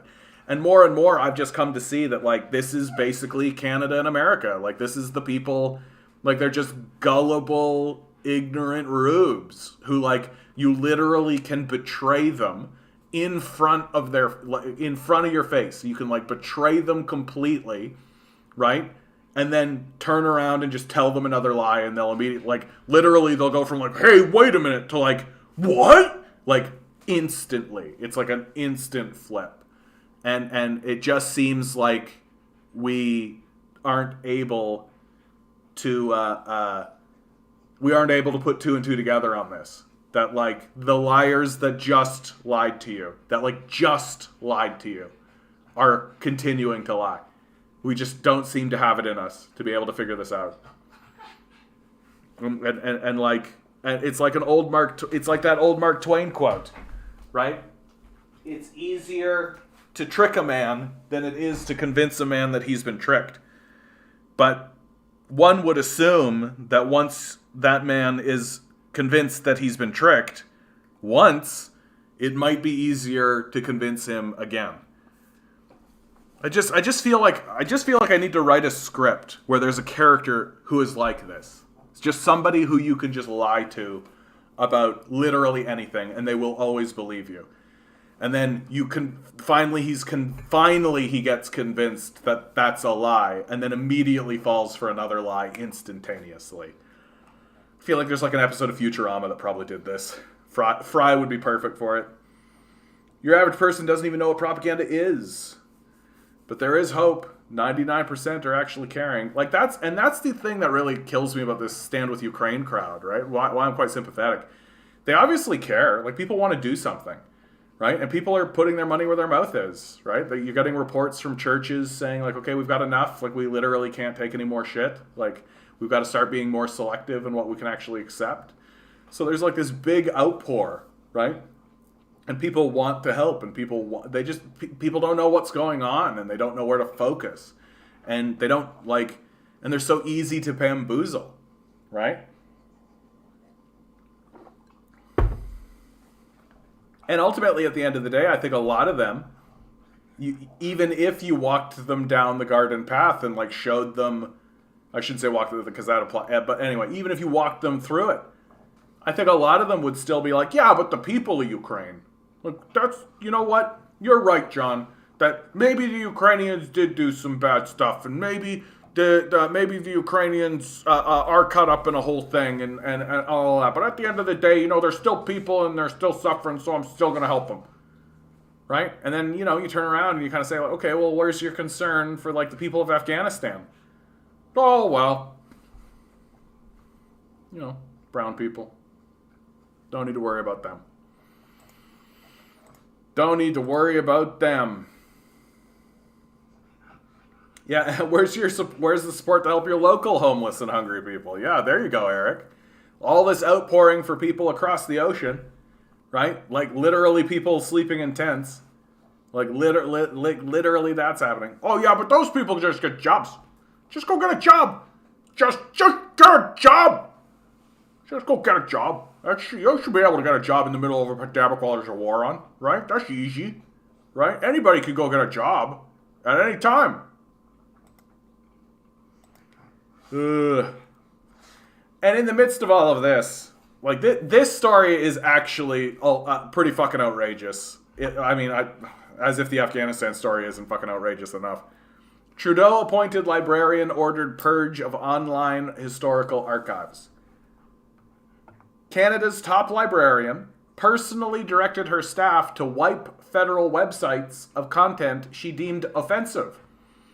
According to Blacklock's reporter, Chief Archivist Leslie Weir told employees at Library and Archives Canada to purge thousands of pages, including a biography of Canada's first Prime Minister, Sir John A. Macdonald. We need to discuss having a disclaimer on the website about having content that may offend people. I feel very strongly about that, Weir said in an email on June 9th, 2021. Much of the content on the Library and Archives Canada website reflects the time at which it was written. We understand much of this outdated historical content no longer reflects today's context and may be offensive to many. This is an enormous undertaking with over 7,000 web pages. Weir, who is appointed by the Liberal government, receives a salary of $243,000 a year and once booked an all-expenses-paid trip to China in 2019. Employees at the department voiced their concerns that Weir's criteria for what was offensive were too vague. The only direction we received from Leslie was offensive content, said a manager. Acting Manager of Public Services Rebecca Giesbrecht also said that the department was scrambling as a result of the order. Leslie has asked for us to remove all offensive content from the website. We are scrambling today to identify what that might be with a rough set of criteria to work with, wrote Giesbrecht. Weir's criteria for offensive history included any page that erased Indigenous people, had outdated terminology, or anything that lacked Indigenous perspectives and or ignores or dismisses the impact of colonialism. The result will be that a lot of stuff from our website disappears rather quickly, and nothing substantial will be up to replace it immediately, wrote Giesbrecht in a June 8, 2021 email. Canadians first became aware of the historical purge after a Macdonald biography disappeared from the federal government's website. Soon after, the biographies of 5 other prime ministers were also scrubbed. Doesn't this smack of a kind of like, let's just delete the history of Canada? Let's just pretend like it doesn't exist? I actually think that this is despicable. Like, I think this is disgraceful. That we need to be able to look back in our past, and we need to be able to see where we came from and where we have been. This is a whitewashing of our history, is what it is. Ultimately, it's using the idea that like, oh no, we're going to omit things that don't match up with today's historical sentimentality, right? Well, all it is it's a sweeping our history under the rug. It's the same as what they're attempting to do throughout the southern states, right? Just don't teach the history. Just get rid of it.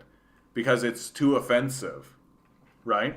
So anything like, and yeah, it upsets people when I try to point out corruption for the wrong reasons, yeah. But that's the price of free speech. Yeah, exactly. And here we see the irrational nature of the postmodernist identity-first pseudo-left. Exactly, Watson. That's nailing it right on the nose. Like this, but, and in the end, it ends up protecting the worst elements of the society, right? White fragility, basically, right? No, you can't read about the racism that John A. MacDonald went into because it doesn't align with our today's sentimentality. It's like, so what? Like, we're not reading it so that we can align it with our today's sentimentality. We're reading it to see what kind of a man he actually was. And of course, what this ends up doing, right? If you can't actually read the biography, and if you're not actually going to acknowledge the history, like, this is the thing, is that this is the opposite of acknowledging the history, right? This is whitewashing the history, is what it is. And what this allows you to do is it allows you to continue treating Sir John A. Macdonald as a mythological figure instead of what he is, which is a man. Oh yeah, in fact, in the U.S., it's becoming dangerous historical revisionism. Yeah, see the New York Times 1619 Project. New York Times 16. I think I've heard this. But let's dig in. Oh, come on. Is an ongoing initiative come on. Yeah, here we go. Is a long-term journalism endeavor developed by Nicole Hannah-Jones, writers from the New York Times and the New York Times Magazine, aims to reframe the country's history by replacing the consequences of slavery and the contributions of Black Americans at the very center of the United States national narrative. The first publication stemming from the project was the New York Times Magazine to commemorate the 4,000th anniversary of the arrival of the first enslaved Africans. This isn't exactly the same thing, right? This actually seems, but again, like, I'm just doing a surface thing here. It sparked criticism, expressed strong reservations, and requested factor included blah, blah, blah. Like, shouldn't we tell these stories? Like, these stories seem important. One of the passages on the role of slavery in the American Revolution had sparked controversy.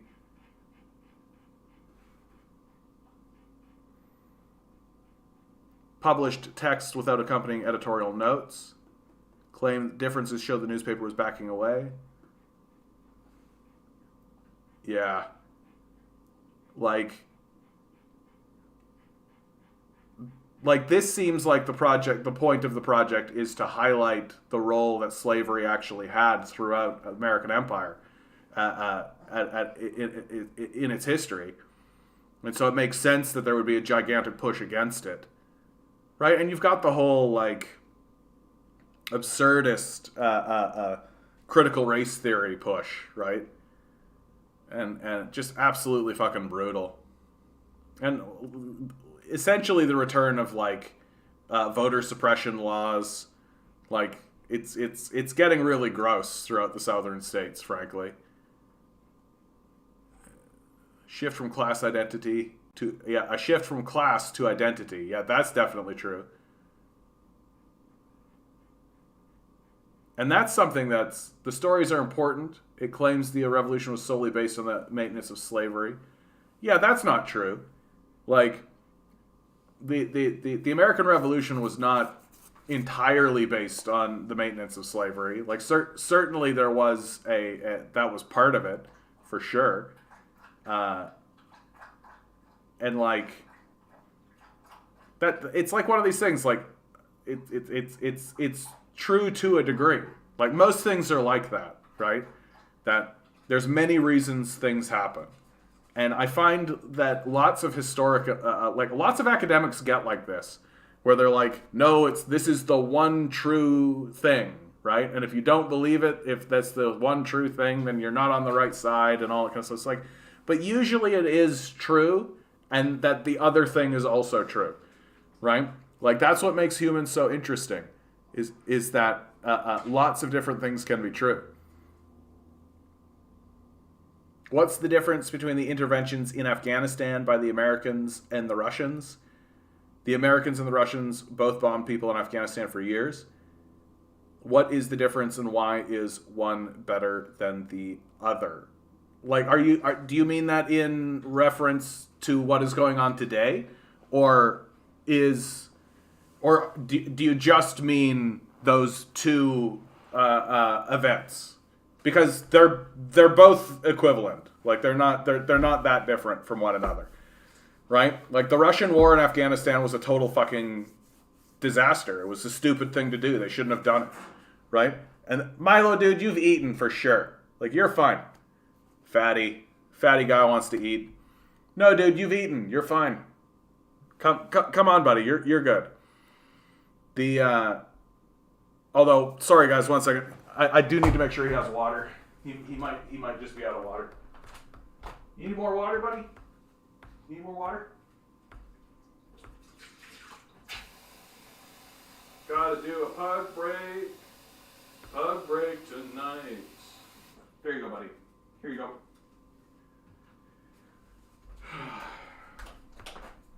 My little guy is such a little fatty. He wants to eat all the time. No, I mean, like, lots of people lots of people come in here and they try to pin me for whatever reason that, like, oh, when the Russians invaded Afghanistan, that was fine, wasn't it? I'm like, no, like, obviously not, right? Like, it happens after the communist period, right? Like, it's like right before the Soviet Union collapses. Like, it just, like, no, they shouldn't have done it. It was a stupid thing to do, frankly.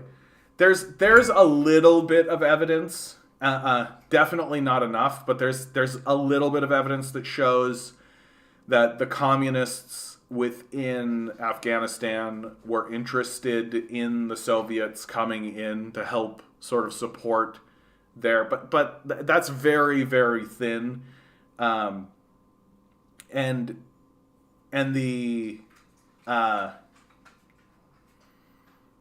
and really, it looks very much like the same reason why the Americans invade Afghanistan. For the same fucking reasons, right? Just get resources, right? Real simple. Sorry, guys, 1 second here. My dog is just being unreasonable.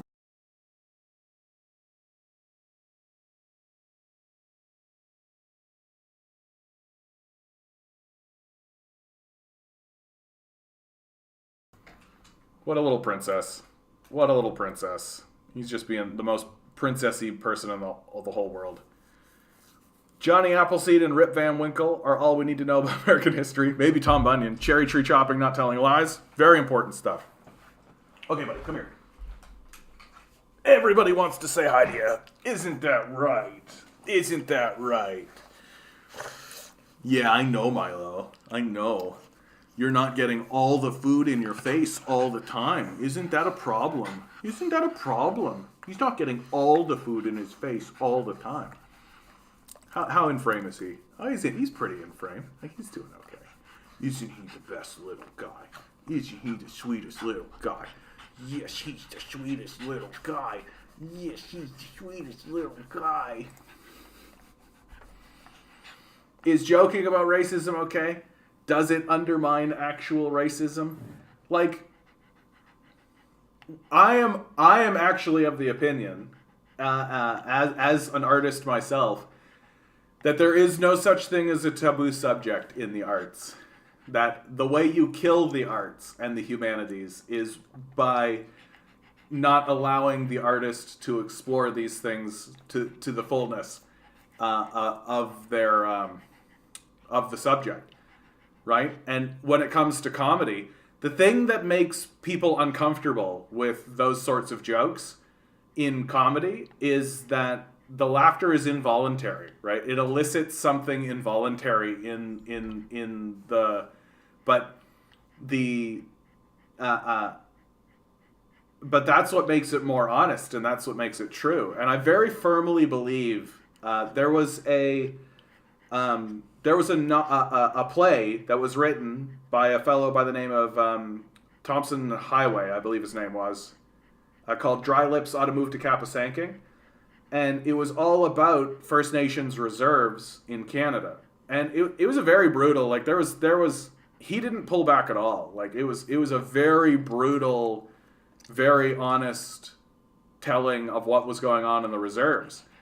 And when Highway showed these plays to white people, they were very much like, "Oh, you can't show this. This is horrible," right? And when he showed it to First Nations people, they were like, "Yeah, no, that's it. That's it." And they believed that you should show this. And his position on it was, you can't heal if you've been bitten by a snake. If you have venom in your system, you can't heal it or extract it until it's exposed. And that's often very difficult because you need to cut open and you need to do something like it's a procedure. But until you expose it and you show it and you reveal the poison, you can't do anything about it. And so silence isn't going to help at all, right? Silence isn't going to help at all. And especially when it comes to comedy. Now, I'm not an expert in comedy for sure, but I do love stand-up comedy. And saying things as jokes that people can laugh about, there's a healing quality to it. There's a catharsis that comes with it. And it has a very exposing truth comedy more than anything, because the laughter is involuntary. There's an involuntary, like, it's just happening to you, right? Like, it's not something you're thinking about. You're reacting completely. And so that makes comedy a very pure form, like a very pure form, because it lacks the kind of thoughtfulness of other art forms in regards to what the viewer is experiencing. That it's very much just like a knee-jerk sort of reacting kind of a thing. And so, like, here, let me just step into it completely. I'll step into it totally. Like, when Dave Chappelle was telling jokes about trans people, right? He really walked through a fire of being called a transphobe and like all of this kind of stuff. And my opinion on a lot of that was just, well, hold on, wait a minute. Shouldn't trans people be part of this? Isn't that part of being included in the wider society? Isn't that part of normalizing trans people in the society? Is to include them in the jokes, is to make jokes the way that we would make jokes about literally any other type of person or any other type of situation. Doesn't this come with a type and a form of healing and normalization that now, like, before, people wouldn't even tell jokes about trans people, right? Or if they did, they would be the most like lowbrow version ever, where a trans person would literally be like the joke was that they were trans, like that they were just the butt of the joke. You think about something like Ace Ventura: Pet Detective, right? I don't know if you guys remember this movie, Ace Ventura: Pet Detective, but like literally the end of the movie, the whole like apex of the entire thing is that the villain is trans. And that is by itself just this like overtly disgraceful and disgusting thing that is worthy of our condemnation and ire, right? And in no way was it an exploration of what it is to be trans or had even an interesting commentary on it. It literally was, oh, you're trans, therefore you're bad and disgusting, right? There's literally a scene where like everybody is like spitting and being like, oh, gross, because the implication is that she's gone around and kissed everybody, right? So it's like this and Whereas that's not what Chappelle was doing, and that's not what like stand-up comedy has been doing with that issue, right? It's certainly been joking about it, but it's also been exploring the subject. And I think for lots and lots of people, like Dave Chappelle's content's probably the only interaction they've ever had with any kind of trans content at all. And I think it's been a way to normalize trans people and the trans community to people who are completely disconnected from it in the first place, right? And so, is joking about racism okay? Yeah, I think so. Like telling jokes and like take a look at the entire career of Dave Chappelle, like Chris Rock. Like there are comedians whose entire career has been like exploring the concept of racism and telling jokes about racism. Like I think it's part of the human experience. It's part of coming to terms with all of this stuff. And learning about not only your own society but also yourself. Also yourself. Anti-racism doesn't focus on healing the relationships. That's true too, Grinning. Like, there seems to be a very big like it's like the stick. Like, no. Like if we claim that what you're doing is racist, right? And that's something of a moving target, it seems, right? It's something of a moving target. And I have like a very clear example of this from my own hometown that that we would call First Nations people Indians, right? And that's what everybody called the First Nations people that lived around us, just Indians. And then and oh yeah, and Adam, don't get me wrong. Like, there's degrees, and it's a larger and interesting, a larger subject for sure. Like, and I'm not trying to pretend. Like, that turf moment was very confusing to me, frankly. Like, to the degree where I'm a bit like, does Chappelle even really know what that is? Does he even really get what that means, or what he's even talking about on that specific point? Not to dismiss it, but I'll continue along this line. We used to call First Nations people Indians, and then it shifted to Native, and then it shifted to Aboriginal, and then it shifted to First Nations, and that seems to have stuck. And so you had a whole bunch of like right-wing conservatives who were being pulled along this narrative, and their frustration with that process the entire time was, well, if we use the wrong term, like when it shifts over to Native, right? Well, and then it shifts to Aboriginal. So that means if you use Native, you're racist. And people would take the stick and hit you, and you'd be excluded, and there'd be like a dinginess to it. And in the meantime, like these people are trying, right? They're trying to use the right terminology. They're trying to figure out what's the right way to go, right? And so there's a lot of like, I think those types of people would very much like it to be a more forgiving process, especially as they are trying to go through it. Okay, buddy, I know, you got to go down. You got to go down. Yes, good boy.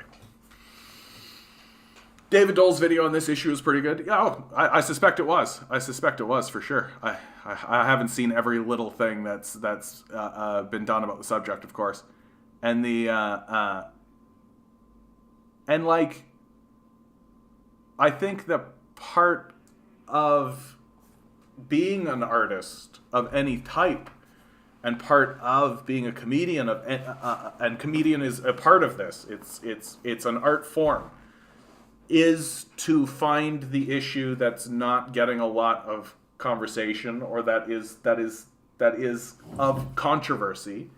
Like, being an artist means wading into controversy, right? It means making errors. It means stumbling into stuff. It really does. Like, it means make big errors and make big mistakes, and put your foot in it, right? Like, that's what it is to be an artist. Like, it's simultaneously cultural and countercultural, right? And if you're not moving towards the controversy, if you're not trying to express dangerous subjects and have conversations that are dangerous, then you're probably not an artist, right? You're probably just a propagandist, right? You're probably just speaking some bullshit, frankly. Like, and using the example here, let's just move into the controversy, right? Like, Chappelle literally said he was Team TERF, right? That's a very controversial thing to say, especially while simultaneously saying that he is a fan of trans people and he's on the trans, and he loves trans people and all that kind of stuff. It's a very controversial position to take, right? But that's not the end of the conversation, right? If anything, it's the opposite, right? That it's just the beginning of that conversation, and it's just the unfolding of the conversation, right?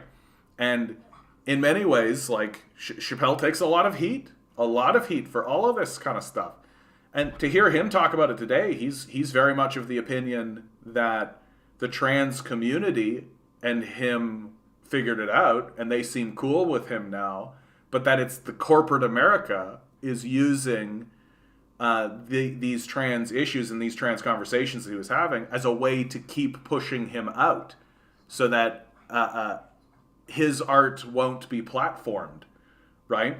Like, he made a movie recently, like Dave Chappelle did a movie recently that nobody knows about, right? Dave Chappelle recent movie. And he said straight out that it's not getting any circulation or any play or anything because of and this is the reason why. Has it come out yet? No, it hasn't come out yet. Doesn't look like. Anyway, I won't go any deeper on this. But, like, I'm very as someone who considers himself an artist himself, like, I'm very and who has worked with artists a lot, and who has seen the creative process, and who has seen people who have explored this kind of stuff. I'm very sympathetic. Like, I'm very sympathetic because it's difficult work, and you will, like, there's always something that blows up. Like, there's always something that blows up. If your art's any goddamn good, right? If your art's any good. I always get the what will life be like under communism question. I want to know, what will life be like when the anti-racism project is done? Colorblind capitalism? Yeah, I'll pass. Yeah, exactly, right? Yeah, the world will be better if it's run by girl bosses, right? Like, if only the empire was being run by women, then it would be better, right? If like, no, like, it's the structure of capitalism that's the problem. Which is why I always say, like, identity is the last thing on the list that I'm concerned about, right? To me, it's humanity first, because there are big, sweeping human issues, like very simple things, like everyone needs to eat, right? Everyone needs food and shelter. Then it's class, right? Are you an owner or are you owned? And then it's your politics, and usually politics refers to your immediate geographical concerns, right? Like municipal politics, these sorts of things fall into that category. And then it's identity. And what we've done as a people is we've taken identity, and that's become the only thing that you can talk about, right? That you can't actually talk about anything else. And if you attempt to talk about anything else, you just get ramrodded. And if they really don't want you to talk about it, they'll just say you're racist, right? Oh, you don't want to talk about race issues because you're a racist, right? And they can always just use the term racist as a blanket to just, like, hit you with it, right? And that's just the way to end the conversation. Yay, good lad, in my opinion, it really doesn't take away actual harmfulness of racism. If you take the piss out of the actual racism itself, make it null, and the laugh becomes about the stupidity of it. Well, and it's certainly exposing, at the very least, I think. Like, I do think that there have been comedians who have been racist, and people have listened to their jokes and have laughed from a place of racism. Like, I think that exists. You can actually see that in writ large in The Merchant of Venice, right? William Shakespeare's play, The Merchant of Venice, was considered one of the great comedies, right? It's a comedy. If you watch a staged version of The Merchant of Venice, you're not going to laugh. You're really not going to laugh, because all of the humor that exists in The Merchant of Venice is at the expense of the Jews. All of it. It's a play that is, if not anti-Semitic, like explicitly, it definitely is taking the piss out of the Jews the entire time, right? And you can see, like, just because, like, if you know what humor is and you know what comedy is, you can see that they're telling jokes. It's just that the jokes aren't funny unless you think the Jews are bad, right? If you think the Jews are bad, then you're going to laugh and you're going to have a great time. You're going to be laughing your ass off, right? Ha, the Jews, right? Like, that's how it's going to be if you're watching The Merchant of Venice. Then at the exact same time, you have this character Shylock, right? A Jew operating in Venice, who gets entangled in this story. And he has one of the great Shakespearean speeches where he beseeches the audience during his monologue.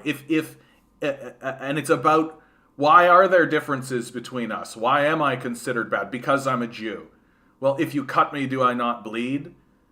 And it's a very powerful monologue that's given within the context of this comedy that's all about taking the piss out of the subject, which is the Jews.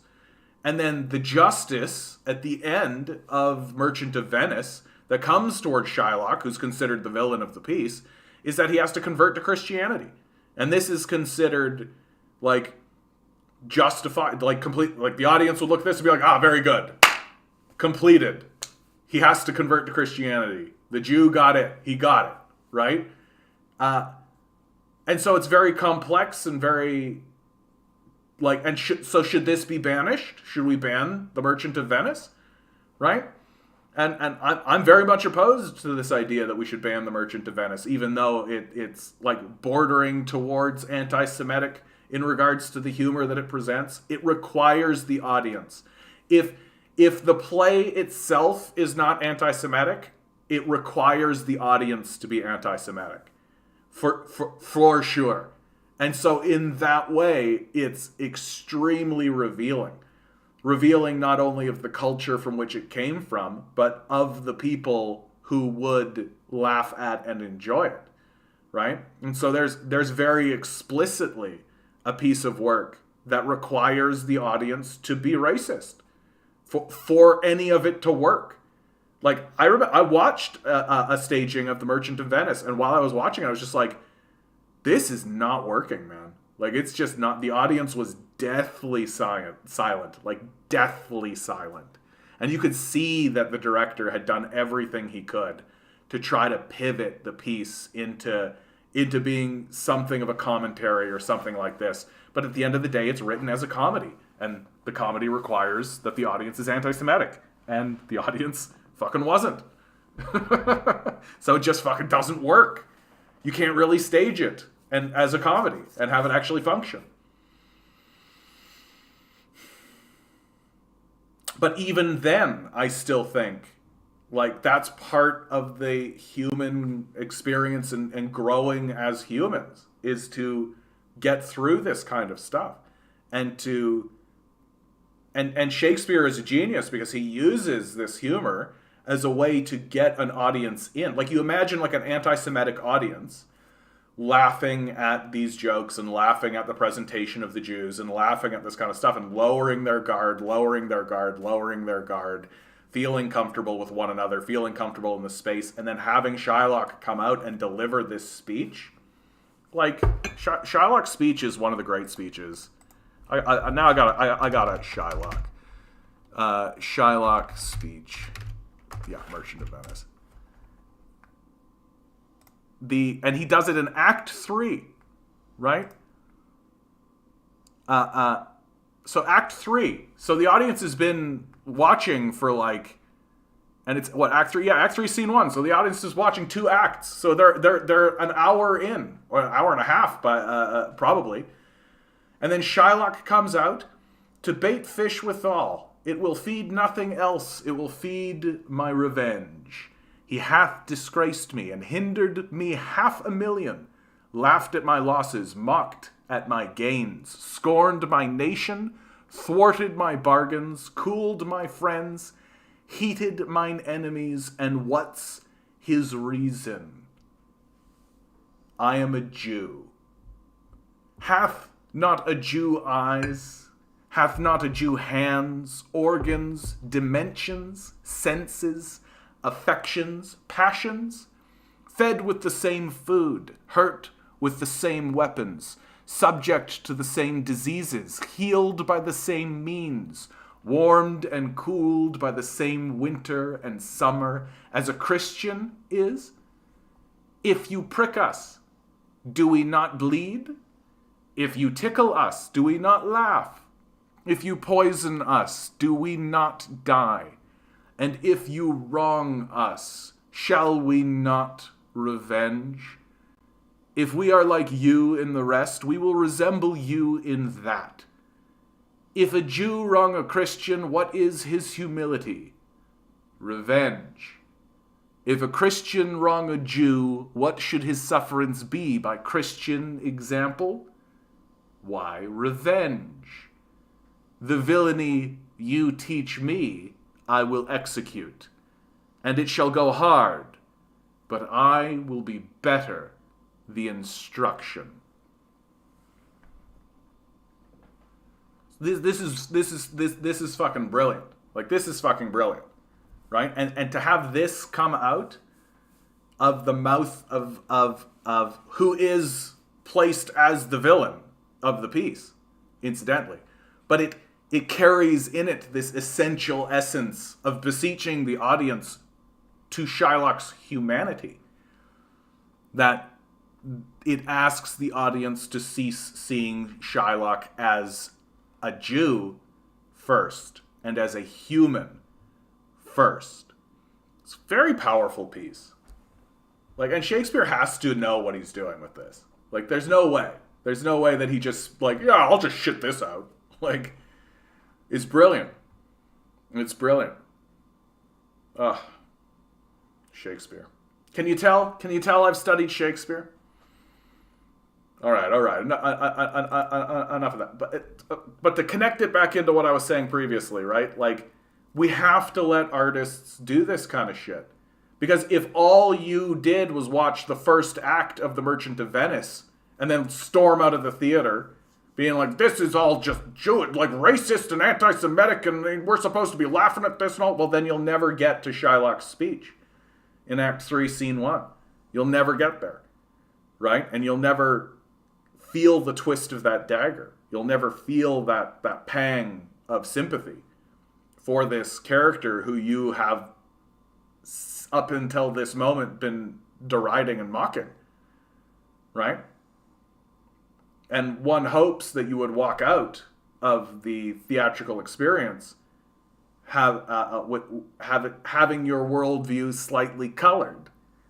That's sort of the hope when it comes to theater and when it comes to art.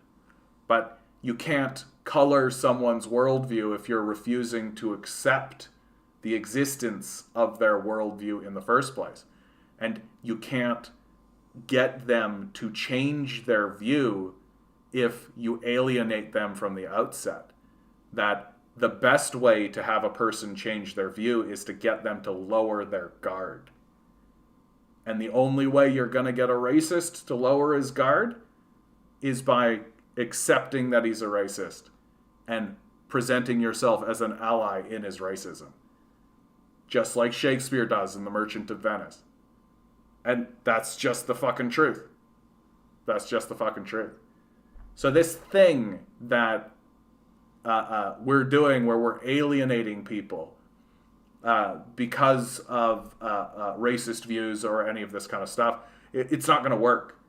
Stephen Fry had a brilliant speech where he talked about this very thing, and where he was talking about political correctness and how it's a failure, and how he stands against the idea of political correctness. And it was very utilitarian. He said straight out, it simply doesn't work. That if you walk around chiding people for especially minor racism or the form of clueless racism, right? That kind of banal, like just offhandedness. If you go around chiding people, it doesn't make them change their mind. It just makes them hate you. So it doesn't work. And I agree with that. I agree with that. It's not the human way to go about it. It's a very complex and difficult issue. I mean, this is the reason why there's the artists, right? Which the capitalists have done everything they can to ensure that the artists can't exist, right? The arts have been defunded more than anything else and completely destroyed, specifically for this. Because if the artists were allowed to go through and actually help people deal with these traumas and deal with concepts like racism, well, then you can't exploit them as easily. And that's really what it comes down to in the capitalist death cult. And the reason why we're so uncomfortable talking about these things is because we've been trained to be. If you talk about racism, well, that must make you a racist. Just how if you talk about trans people, then that must make you a transphobe, right? Like, you can't actually have an open and honest discussion, especially as a straight white man. You're like the last person who's allowed to have an opinion on any of this stuff. And ultimately, I do agree with the concept that we should be listening to people of color, women, trans people, gay people. Absolutely, we should absolutely be listening to them and believing what they say. Like, absolutely. Like, I think that you'd be crazy to take any other position. But I think if you are doing that at the expense of your traditional straight white men, like if you're doing that while belittling and denigrating those guys, it's not going to work, right? It's just going to end up creating alienation, and that alienation is going to be destructive in your society. It's not going to reconcile things. It's not going to bring things together, right? Which is the goal, isn't it? Which is the goal. Anyway, that was kind of a winding journey I just went on, and I'm sure that I'm going to scroll down and someone's going to absolutely be dropping bombs on me. I wanted to get away from the constant anti-Russian racism, but I can't. It's everywhere. It's so frustrating, especially right now. Especially. I want to play an online game while summarizing chat won't stop mentioning Ukraine. Yeah, I'm experiencing that myself. Yeah, absolutely. What is it? Savi Ukraine or Salvi Ukraine, whatever that phrase is, that fucking Nazi phrase. That keeps popping up on me.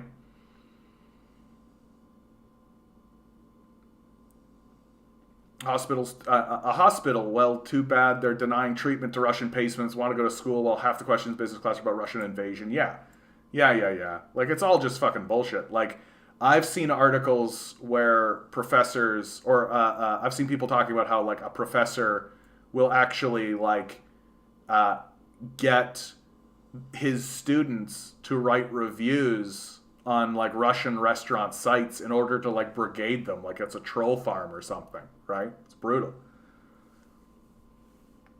What will life be like under communism? Probably like an updated Paris Commune. Lenin and Marx tend to go in this direction. I don't know. My position, Watson, is what will life be like under communism? Probably a lot like it is now, just chiller, just calmer. Right? Like, do we really have to dedicate all this time on all of this fucking bullshit all the time?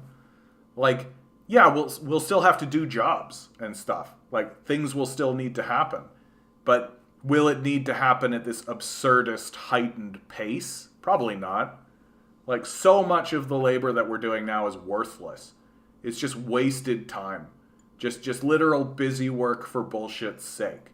In my opinion, this idea that capitalism creates like efficiencies, I'm like total fucking bullshit.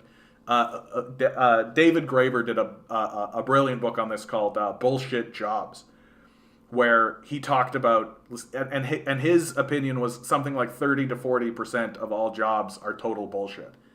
And then of course he breaks down what makes them bullshit, like what defines that and all that. But just basically like, these are jobs that exist for like the vanity of the wealthy, right? So like literally there are jobs where it's just like, you just stand here and look like a thug. And that makes me feel big about myself, right? It's like, that's such a fucking bullshit. That's not a real job. Like, you're not doing anything. You're not achieving things. The only reason you're there is because some rich guy wants you to be, you know? And those sorts of things. Those are the most fun trolling opportunities, Mark. Start with capitalism made Putin possible, and then capitalism fails whenever it's tried. It is true. Like, capitalism did make Putin possible. Like, it was the West that accepted Putin. I recently... Okay, I know. I said Putin. Milo's is against Putin, where it's very difficult for us.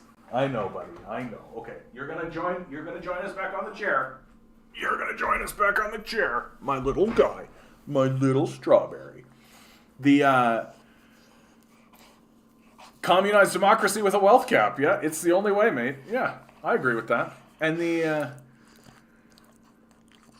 there's this great video of Putin going around where it's him the first year he's the leader of Russia, and he's meeting all the world leaders and like shaking the president's hand, meeting the Queen of England, that kind of stuff. And he really does look like he's in way over his head. He looks like a young kid just being like, "Oh wow, I'm shaking the Queen of England's hand. Whoa, wow, what's going on?" Right? Like, it's really it's kind of adorable. Like, it's kind of adorable. Right? I would, but I'm just too tired at this point. I want to be left alone. I wish everyone would move on to something else. Yes. Yeah, mocked. Me too, bud. They are going to move on pretty soon. Like, the media apparatus is going to move on pretty soon because they know that this war is going to, like, Russia and Ukraine are going to come to an agreement.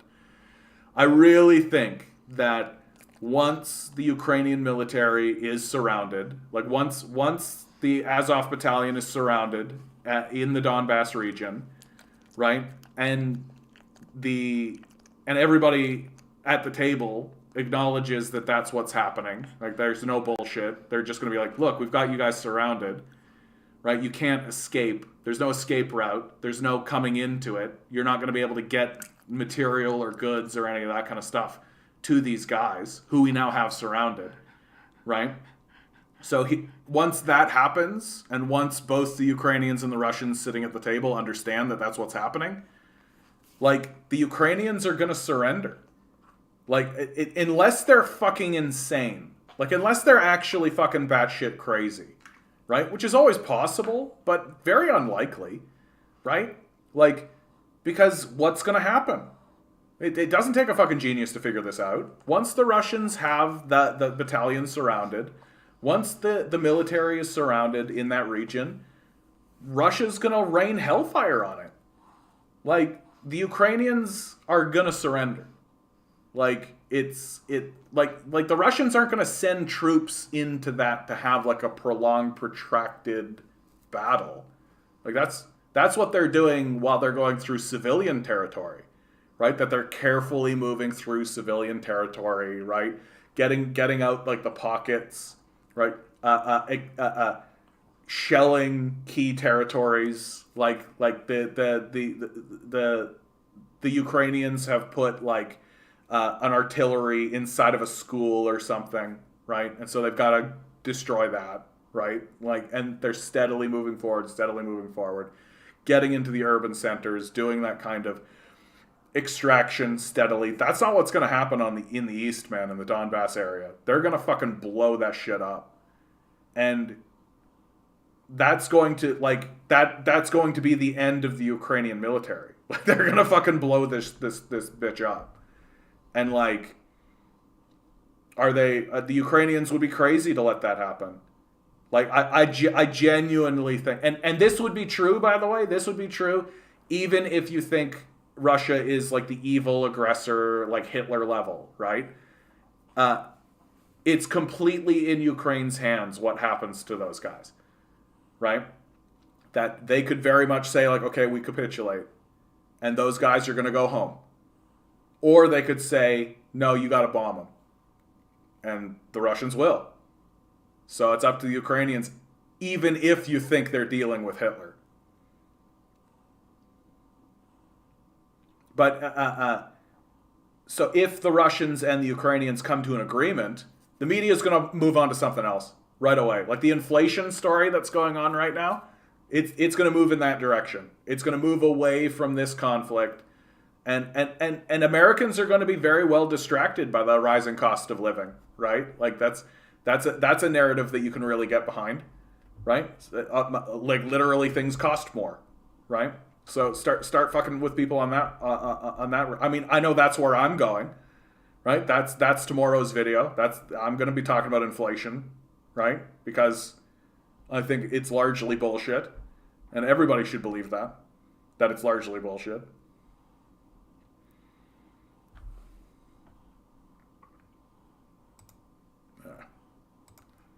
Hey, David, how you doing, bud? Well, Borat was pretty rough on Jews, but Sacha Baron Cohen was deliberately mocking anti-Semites in that one. That's just it. Like, how do you, like, when you wade into these weeds, you're always gonna do stuff. Like, it's always going to happen, right? That you're going to end up treading into rough territory, right? And what's so interesting about these sorts of things. So I think about like, what is the difference between what Borat has done or Sacha Baron Cohen has done in regards to like faking an ethnicity or faking being a certain type of person in order to spoof that person or in order to illuminate the reaction of people around him, and somebody like Steven Crowder, who has actually done a similar thing, where he has pretended to be a trans person in like a gym or something, right?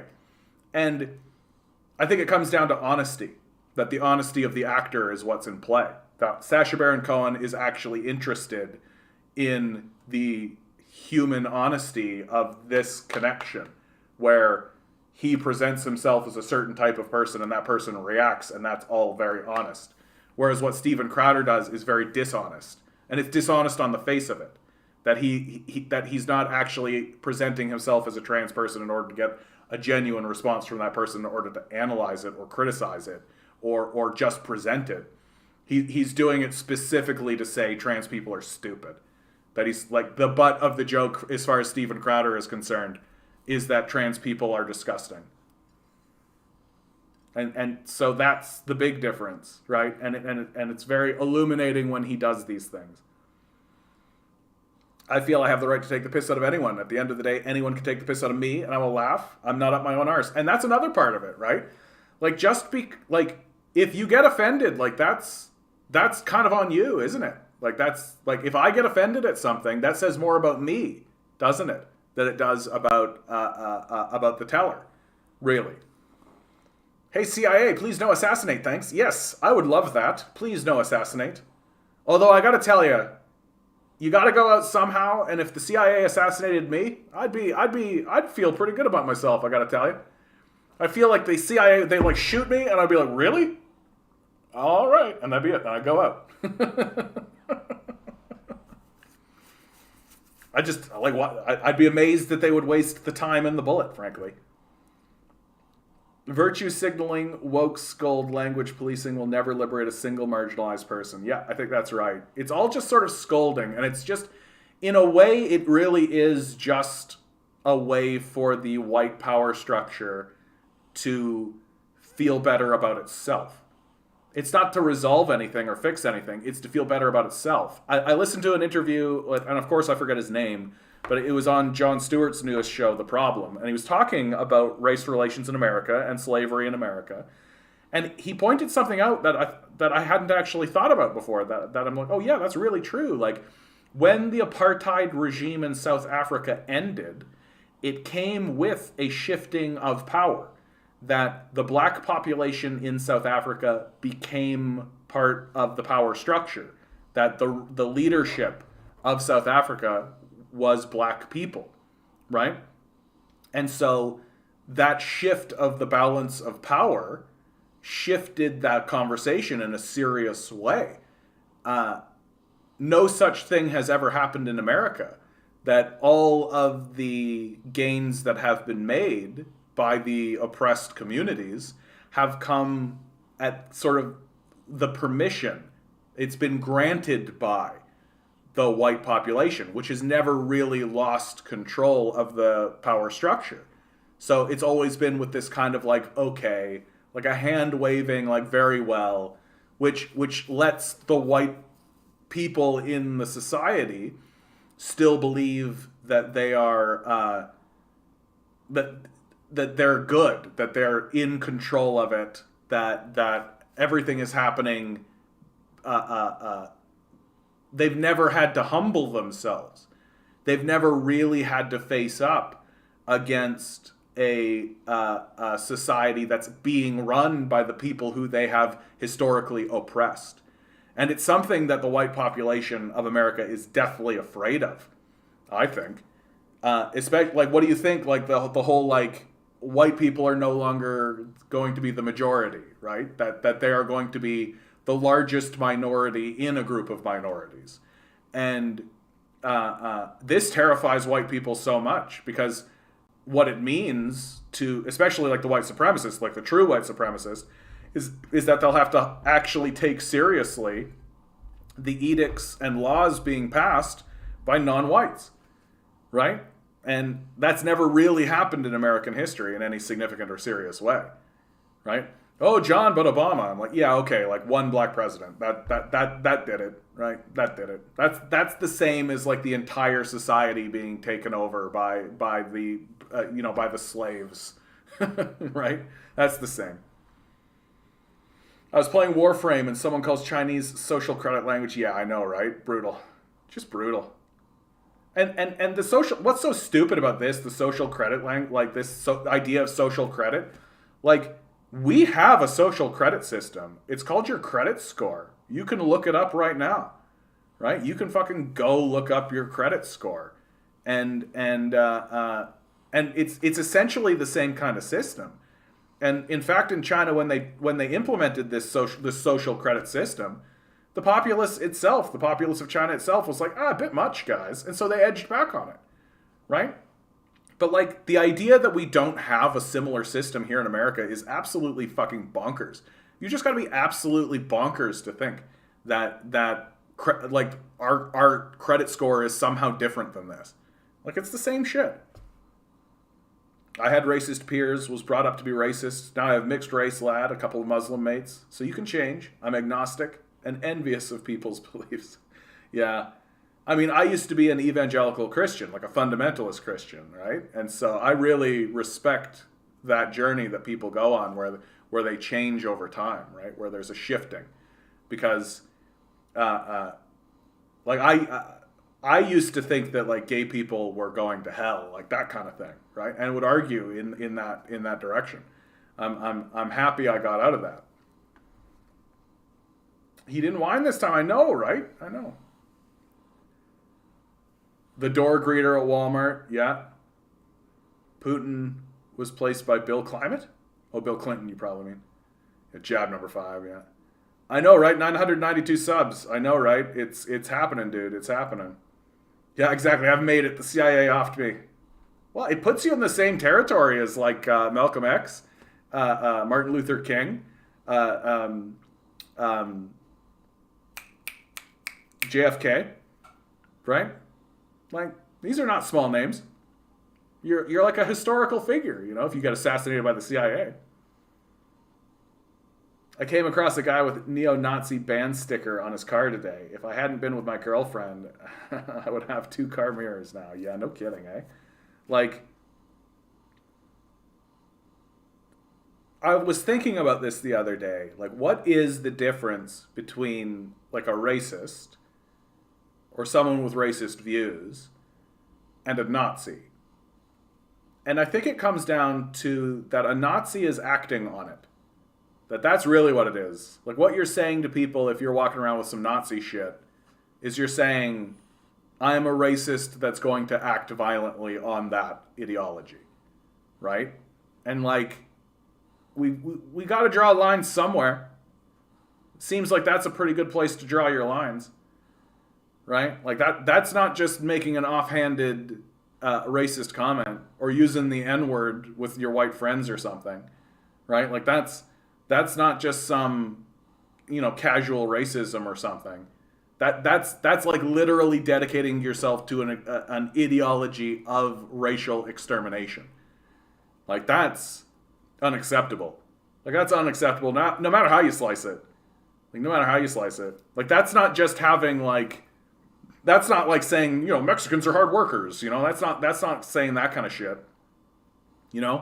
Or saying something like pointing out like a physical attribute about a race or something and like being like, oh, they're all like that, right? Like that's not what that is. That's like literally looking at the idea of racial extermination and saying, yeah, I'm the best race.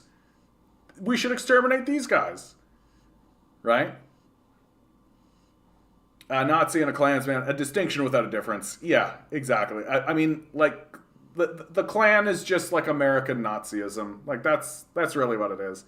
It was, like, when Nazism comes to America, it's not going to come with, like, the big Gestapo with the big stupid hats and, like, all the shoulder pads and all that.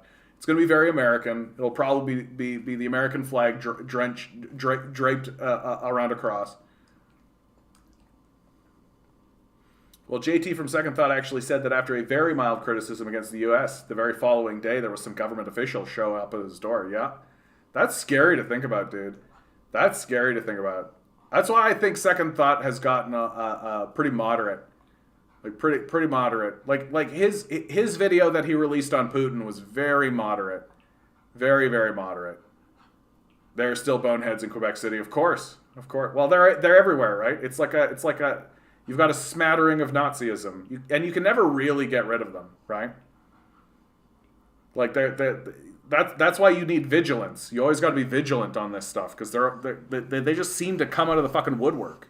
Like how do you actually like a tick, like ticks? You can never actually get rid of ticks. I would never believe that about you. Well done, mate. Glad you snapped out of it. Makes you even more qualified to talk on this platform. Well, isn't that sweet of you to say? That's like, I mean, this is why I'm fairly soft on the right when it comes like, and I don't mean like the fucking Nazis. I'm like the Nazis are Nazis. Fuck those guys. But like. Like the trucker convoy. There's a great example, right? The trucker convoy I was pretty soft on the whole time because I was like, yeah, I know who these guys are. Like I grew up around these guys. Like I grew up with all of this shit around me all the time. Like I went to the conventions that they went to. Like I said the mass prayers that they say. Like I was in with them. Like I get it. I understand where they're coming from, right? And so that I don't know. In many ways that I think it actually helps with my analysis of right-wing politics because, like, I find that a lot of, especially liberals, but leftists as well, can get really dismissive of the right-wing conservative worldview. Whereas, because that's kind of what I grew up around and what I grew up with, like, a lot of it is unacceptable, obviously. I don't consider myself a conservative, and I think that their denialism of climate change is unbelievable. Like, fucking unbelievable. Like, come on, guys. Like, you're fucking farmers. Like, you need the land. Like, you need the land. Unbelievable. But kind of the worldview and the viewpoint and all that kind of stuff. And a lot of it really is just, like, being a good old boy. Just being a good old boy. Like, just buckle down, calluses on the hands, work your ass off, right?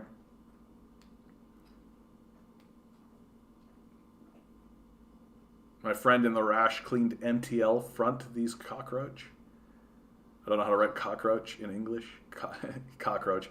Yeah, it's hilarious. We literally say the word cock and then the word roach. It's like penis roach. I wonder when the secret police will pay me a visit for posting saucy anti-landlord comments on the internet. Dude, if they were sending around secret police to pay visits to people posting anti-landlord comments on the internet, that's all they'd ever do. JT has a new podcast called The Deprogram. In my opinion, 6 out of 10, but the 3 hosts talk about stereotypes and racism in a few episodes. That's JT, Hakeem, and there's one other guy, if I'm not mistaken. Give them time. I think they're probably just figuring it out. Like, I think that those guys just sort of found each other and came to something of an agreement, simply because they got to the size that they're at, you know. And I think that they view this as an allegiance for security purposes, you know. So give them time. Did you go through something traumatic to change, or did you educate yourself? I would say that my education was the trauma, if that makes any sense. That like, first of all, getting out of Manitoba and getting out of my hometown, like, travel's a big part of it, you know. That, like, you can't, there's just some things you can't get in books. Like, you just can't get in books. I went to university. I got a degree in theater, of all things, which I always loved because it was about exploring the arts and exploring the self and exploring that kind of stuff, which I was always fascinated in. Finding different ways to understand the self, I think is a big part of it. Like, this poster behind me, the chakra system poster I have behind me, like, that's part of it. Because the chakra system is an inversion of how we actually think about ourselves, right? Like, Westerners view ourselves as a brain in a flesh robot. That is how we view ourselves. And it is actually the opposite. That our body actually matters more than our brains. Like, I shouldn't say more, but it's as important, right? Like, if your bowels were removed, you would die, right? Just as if your brain, if it was removed, you would die, right?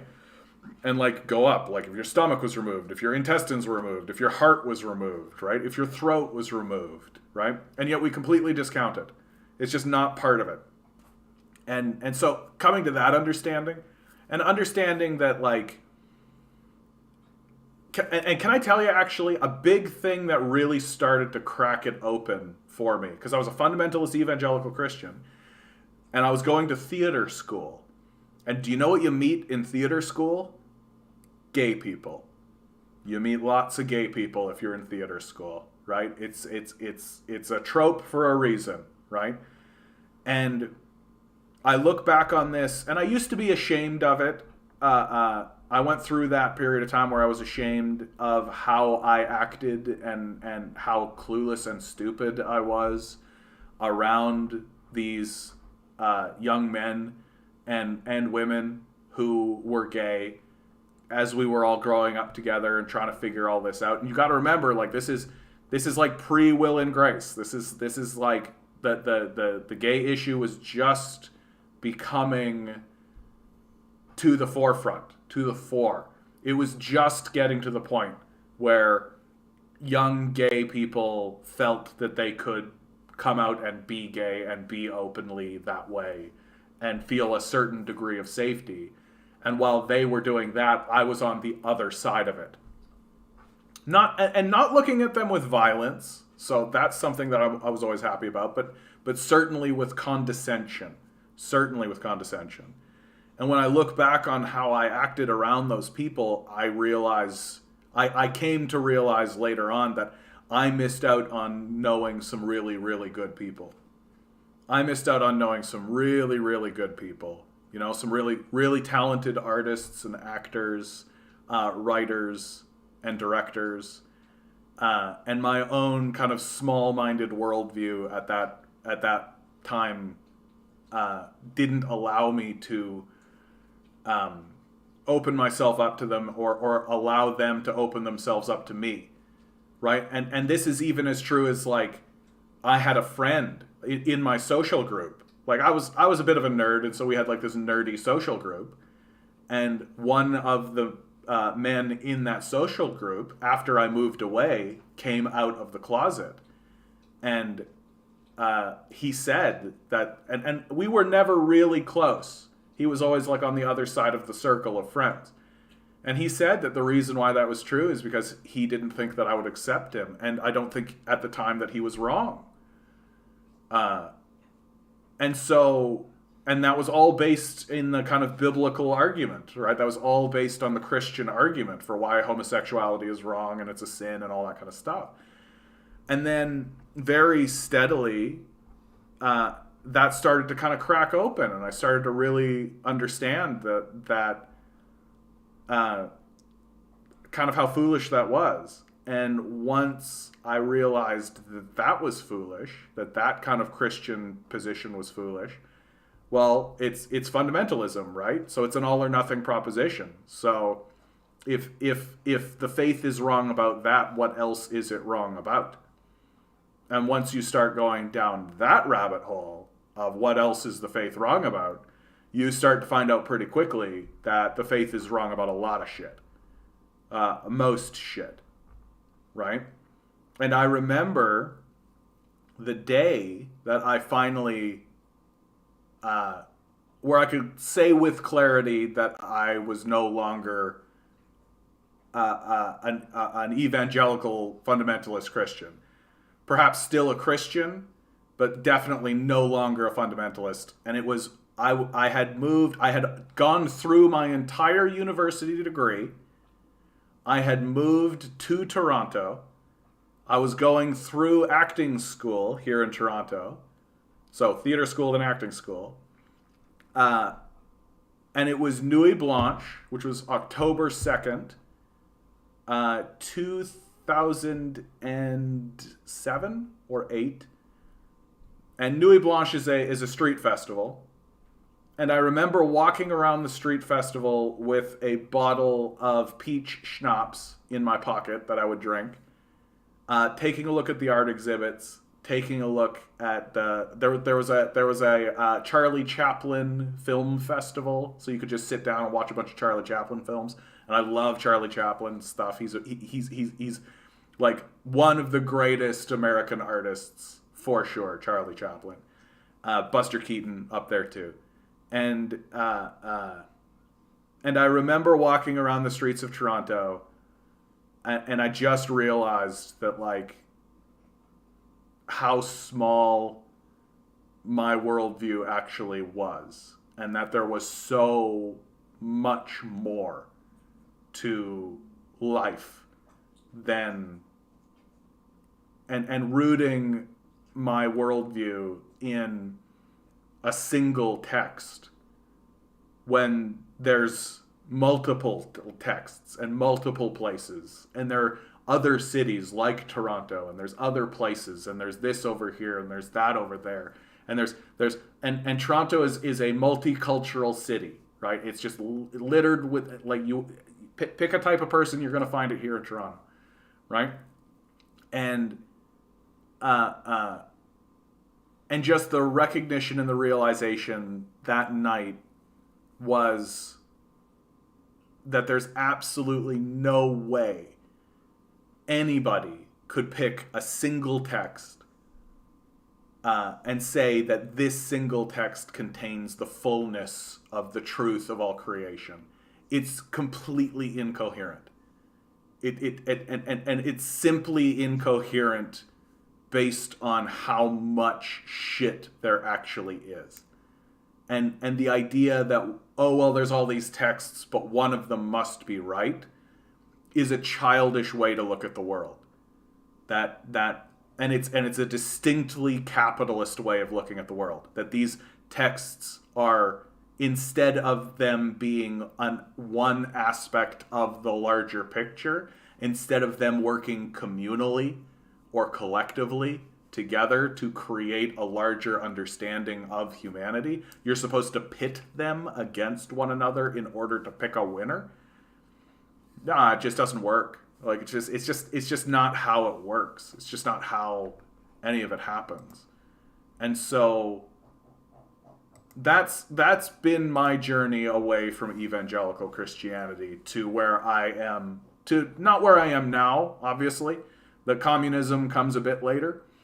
But certainly to get to a place where I came to understand that it's a much more complex, and frankly, you're better off. Just read more shit. Just read different stuff, right? Like and I think that the thing that really makes fundamentalism very pernicious and very dangerous is its exclusionary mindset and worldview.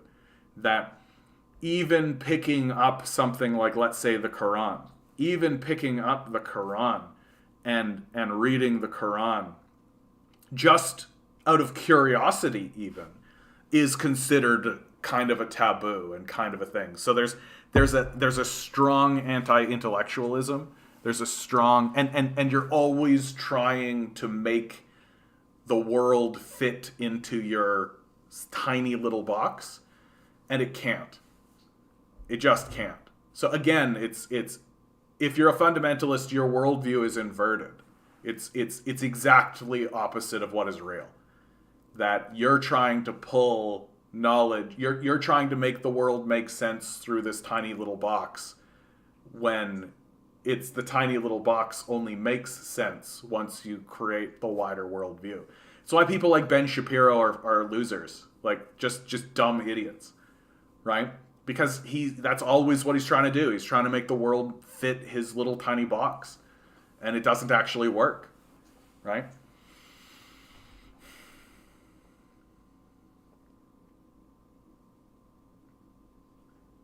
What have you guys? Yeah, laughing at peen jokes, totally mature. Yeah, you can't, dude. If you can't laugh at penis jokes, are you really alive? Are you really alive? Louis C.K. had a great bit about fart jokes, where he says, everybody should laugh at farts, right? They make a little sound like a trumpet when they happen, and they smell like poop. That's hilarious. I always say you don't need to be smart to enjoy a fart joke, but you'd be stupid not to. So there's always certain countries that are not allowed to vote in the UN. Yeah, the reason is that these countries are delinquent in their dues. It's like lunch debt for nations. No vote for you, yeah. I deconverted as a full-time pastor. The capitalism, socialism exploration came later, but as an outflow from rejecting evangelical Christianity. Yeah, the evangelical Christianity has been particularly pernicious. And the infection of Puritanism in our society, the Puritanism kills me, dude. Like, and the Puritanism of our society has superseded the religious organizations.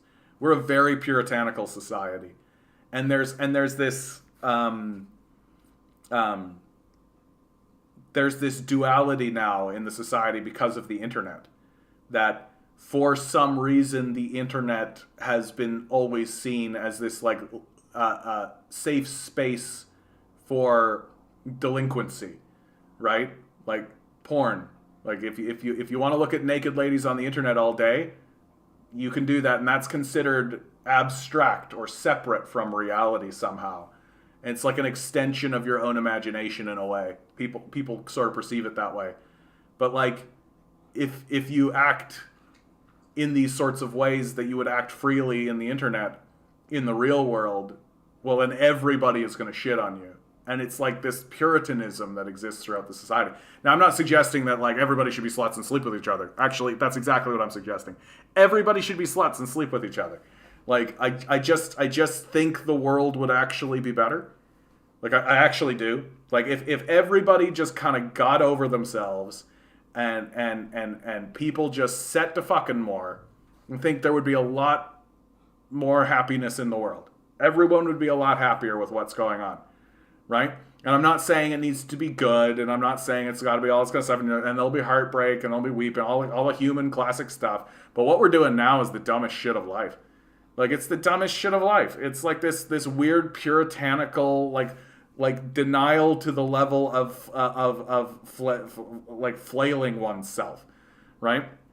And the only way that you can actually engage in it is like, anyway.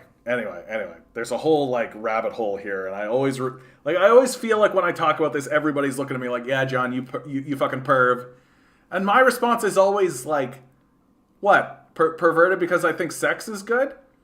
Like, that's always the weirdest shit, dude. I watch like a TV show or something, and a young man looks at a woman's breasts or something, and then the woman hits him and says, "You pervert." And I'm like, what the fuck are you talking about? A man looking at a young woman and finding her sexually attractive is the least perverted thing of life. Like, you explain this to me. What could possibly be perverted about that? That's the definition of our sexuality. Like, that is a defining characteristic of what our sex... If a man looked at a woman and had no sexual feelings for her whatsoever, and that just didn't exist, then there would be no real, like, the sexes wouldn't really matter, would they? Like, that's like the crux of the whole thing. And yet I'm told, and everyone is told, oh, you have feelings of being horny and sexual. That means you're a perverted delinquent. Shut the fuck up. This is just puritanical bullshit. This is the Puritans came over from England, and they were like whipping themselves and being like, you have emotions and those are bad. I'm like, shut the fuck up. Like, shut the fuck right up. Like the Puritans are like one of the worst things to ever happen to Europe and North America. Like, there's a reason they get thrown out of Europe, and we should throw them out of our own consciousnesses, because they're here. They're definitely here. We are so puritanical, the way that we view the world. It's unbelievable. Anyway. It was Quebec's student strikes in 2012 did it for me, but Iraq War, the G20 summit in Montreal in 2001 prepared me for sure. These big events, these big sort of spark up events. North American psychology have this huge emphasis on this, where you have major thinkers trying to figure out the world, and they started to develop the scientific method. One of the main things they emphasize is the individual mentality, where we are an individual trying to figure out the world around us, and that we should not focus on the main. I hate it when it does it. Since we cannot quantify the mind. And don't forget the EV belief completely contradicts what the Bible teaches. Oh yeah, like, and then you get into evolution, all that kind of stuff. Although, I was taught that evolution was real. Like, that was something that I've always been quite thankful of. Like, I wasn't in a church system or something that was like rejecting the concept of evolution. That evolution was accepted and understood. They connected evolution to Christianity by saying evolution is the tool by which God designs mankind, right? That kind of thing. And which I look at and I think, like, that's kind of reductive, but I get where they're, like, I understand where they're coming from and why they're using that language. But I've always been quite thankful that I didn't also have to break through the evolution barrier. I think about the Christians in, like, the Deep South who are denying the existence of fucking evolution, and I'm just like, that's really far back. Like, you're really climbing up a hill, dude. Like, if you're genuinely trying to tell me that evolution is not part of this thing, that's a far way to go.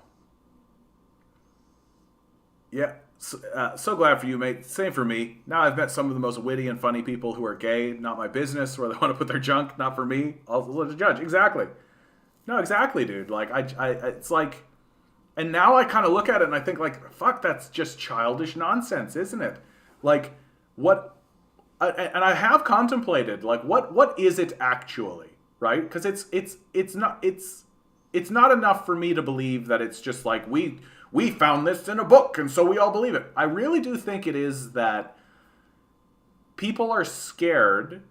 First of all, they don't want to be part of the out group. And if your group has already established that being gay is bad, then being part of the outgroup is scary. So you don't want to be part of that outgroup, and you don't want to start the movement, right? But how does it become that way in the first place? And I think part of it is that I always say on this channel, the hardest thing for a person to do is deal with themselves. And I think it's just easier for people to be like, no, I'm a straight man. Like, I get a wife, I have some kids, get the house, all that kind of stuff. And that's what everybody's doing. And that's what we're up to. And people don't really have the time or desire to do the self-analysis, I think. And I think that there is also an element of like, if it becomes okay to be gay, that is going to force people to begin asking themselves in a serious way, am I gay? Is that something that I should genuinely consider? Right? And as this project has moved forward, it's now getting to the point where it isn't am I gay, but it's to what degree am I gay? Is there a specific type of person who I am interested in? If not the entire, like, if not all men, is there a type of man? Is there a situation in which I would do something that would be thought of as gay? And like these kind of giant gray areas that exist in the conversation, it's very scary, I think. It's very scary, especially for somebody who's believed their entire life that, like, I'm a straight man, I get a woman, and we go drive trucks and drink beer and go to work and work hard and build a thing, have some kids, and that's life. Right? And really, as you get farther away from it, you begin to see that, like, what we have been fighting against this entire time, and this applies as well to the trans community now as well, but what we've been fighting against this entire time is the idea that life is more complex and complicated than we thought, right? And more I'm starting to see, I shouldn't say starting to see, but I've come to see that it's like complaining that there's too many colors in the rainbow. You know, it's like complaining that there's too many different types of flowers. You know, there's too many different types of fruits and oranges, or there's too many different types of food. You know, and it's just like, and like, you're not gonna like every food you have. I like grapefruits. I think grapefruits are gross. Anytime anybody's like, John, you want some grapefruit? I'm like, no, thank you. But my ex, she loved grapefruit. Like, grapefruit was her bomb. It was like she went for it. And it's like, so there's all of these different types of food and all these different kinds of stuff, and not every food is for every person. And that's fine, right? But the idea that I would stand up and be like, grapefruit is awful, and anybody who eats grapefruit is evil and should be discarded from the society and burnt at the stake, like, that's essentially what we're doing with this conversation. And it's so fucking stupid. Like, it just really illustrates how stupid we are. And how, like, the idea that it was even difficult to have this conversation. The idea that, like, and the idea that we were, like, actually hurting people over this. Like, and that we still do. That should tell you how stupid we are. Like, it's stupid. Like, it's so fucking stupid. For what? What do we gain? What do we gain by doing that? Like, we don't gain anything at all. Like, it's literally just chest-thumping machismo. That's it. So fucking stupid. So fucking stupid. Oh yeah, dude, the Gnostics, right? The Gnostic books, for sure. For sure. They and the people who wrote the Gnostics knew exactly what they were doing. That's why they did it. Like, no doubt. They knew exactly what they were doing when they were writing the Gnostics. Like, they weren't trying to affirm what the official narrative of Christianity was. They were trying to ensure that didn't become the thing. They were trying to break it apart. Like, abso-fucking-lutely. And tell the story from different perspectives and different ideas, and to infuse a good deal of humanity into the story, I think is absolutely what the Gnostics were up to. And there's a reason they get ejected, right? There's a reason they don't continue. Because they are threatening. They're threatening to the power structure. Malcolm X has a great speech that says that it doesn't matter his belief because every black can rally under the black nationalist flag, and this flag covers MLK and other civil rights leaders. I'm forgetting the full quote, yeah. Nothing funny about my farts at the moment. I had a Vindaloo last night. What the fuck is a Vindaloo? Vindaloo. Oh, curry. Yeah.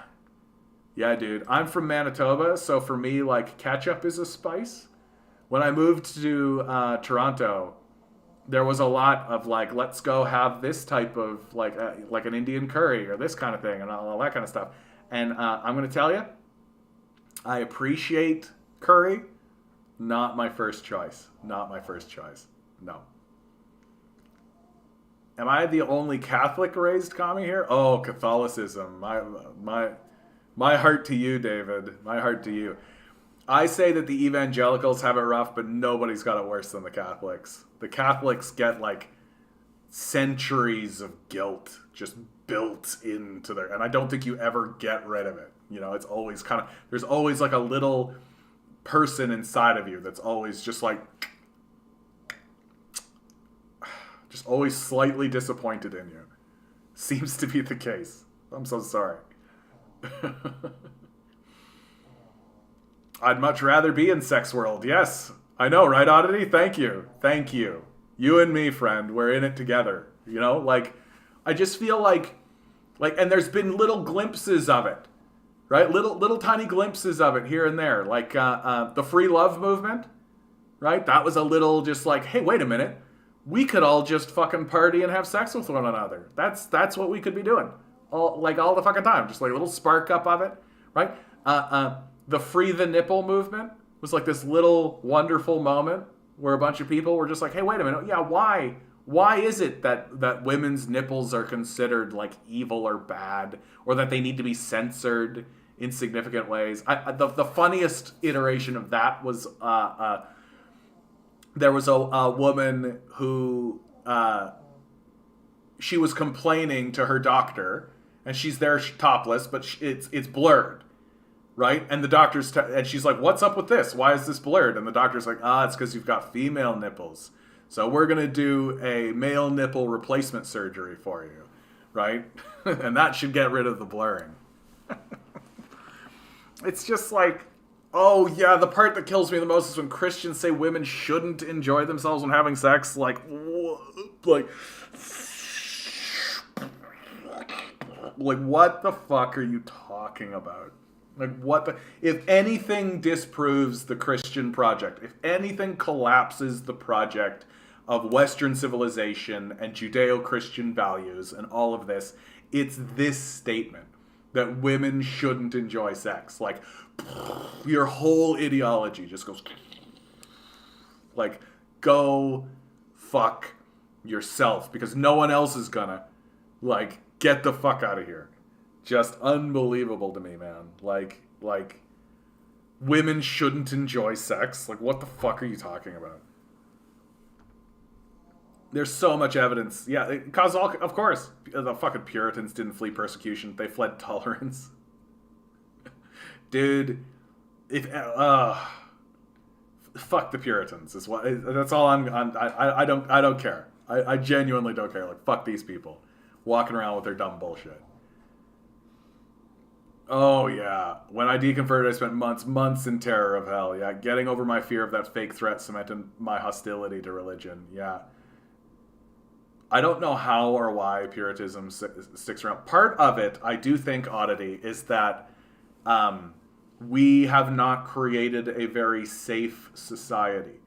And a lot of that comes from our inability to actually talk about and acknowledge sexuality in a serious way.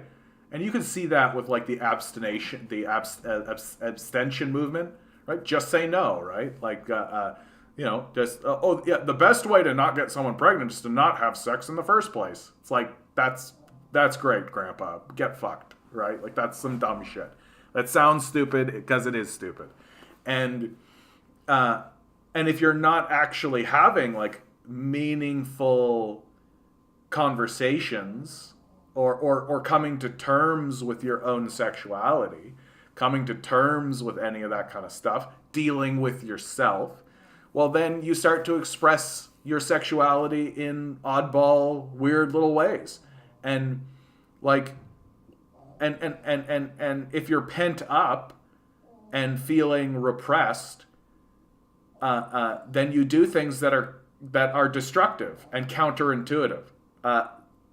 A real simple example, catcalling. Catcalling is exactly this, if you ask me, is that it's a pent up, repressed, sexually frustrated, sexually confused person taking that energy out on someone who they probably do find attractive, but they've already concluded they're never going to really have a genuine chance with. And so they engage in this activity of catcalling, which they know is alienating, but it gives them a type of sexual gratification that they can't seem to find any other way, because they're not having an honest conversation with themselves about what it is they want, and what it is they can feel safe pursuing. And of course, so it's counterintuitive completely, because you don't get what you want, which is a meaningful sexual relationship with a member of the opposite sex. In fact, you alienate them. And then if everybody's acting this way, right? If everybody's acting this way, you end up with a society of people who are like kind of side-eyeing each other all the time and are leery of one another. And what that's generated is a society where if you begin to walk down the path at all, of like, hey, we could have sex with one another. What do you think? Well, that opens up like this terror box, because nobody's actually dealt with their sexuality or anything, and everybody's scared and terrified, and you get told that you're objectifying people, right? Oh, I don't want to be objectified. It's like, okay, like, I understand that. Like, you don't want to be seen as just simply like an object.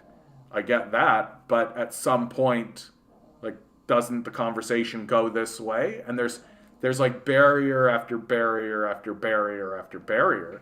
And I really do think the beating heart of it is that no one feels safe. That there's no safety in this thing. Like, and we're not at a place where we're like throwing caution to the wind. And there's like the free love movement had a great deal of rebellion to it, right? It was literally like a rebellion against the patriarchal structure of the nuclear family unit, and that like you had men and women who were both saying, my parents can't tell me who I can or cannot have sex with, and so there was this like rebellious nature to it. Well, now we're told, okay, you can have sex with whoever you want, so that's fine. Everybody accepts that. But now we're all terrified of one another. And so we can't actually, like, get there at all. Except in the most, like, superficial ways imaginable. Like your fucking stupid Tinders and shit like this, right? And certainly, like, if someone is to dress provocatively in public, well, they're going to be met with, like, danger. They're going to be met with danger.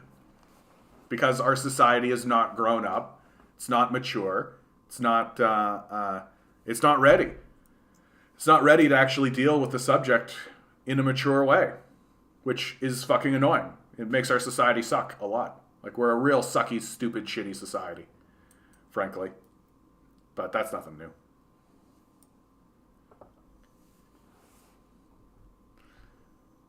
The topic, Gnostic, is a little bit more complex than that. It's true Christian disagree with the Gnostic. It wasn't until the post-Nicaea, when Christian became part of the Roman Empire, they started to persecute and killed the Gnostic. It was actually evident that Christianity has never shed blood for 300 years before they became part of the Roman Empire. Well, and the Christians were persecuted, for sure. On top of that, there's numerous cases where Christian actually protected the Gnostics for their right to speech after their belief. Yeah. It all disappeared after the Council of Nicaea, yeah. And the Council of Nicaea was really the powerful taking control of the narrative, right? Like, the Council of Nicaea was when the powerful people in the conversation said what is or is not part of Christianity. Oh, the speaking in tongues, dude, brutal. Yeah, my churches were never really a big part of that. I remember going to a church once where there was like the speaking in tongues. And even then I was just like, this seems weird. This seems a bit much. I'm not Catholic anymore, but I have a plate with a Jean Paul II's face on it, and I eat in it. Wonderful, David. Wonderful. I think that's a good note to leave on. Always remember, guys, you are a quantum being walking around in quantum energy. The billionaire class is spending hundreds of billions of dollars in the hope that you'll never actually realize it. Fuck those guys. Rebel. Revolt. Repent. Good luck. We're gonna need it.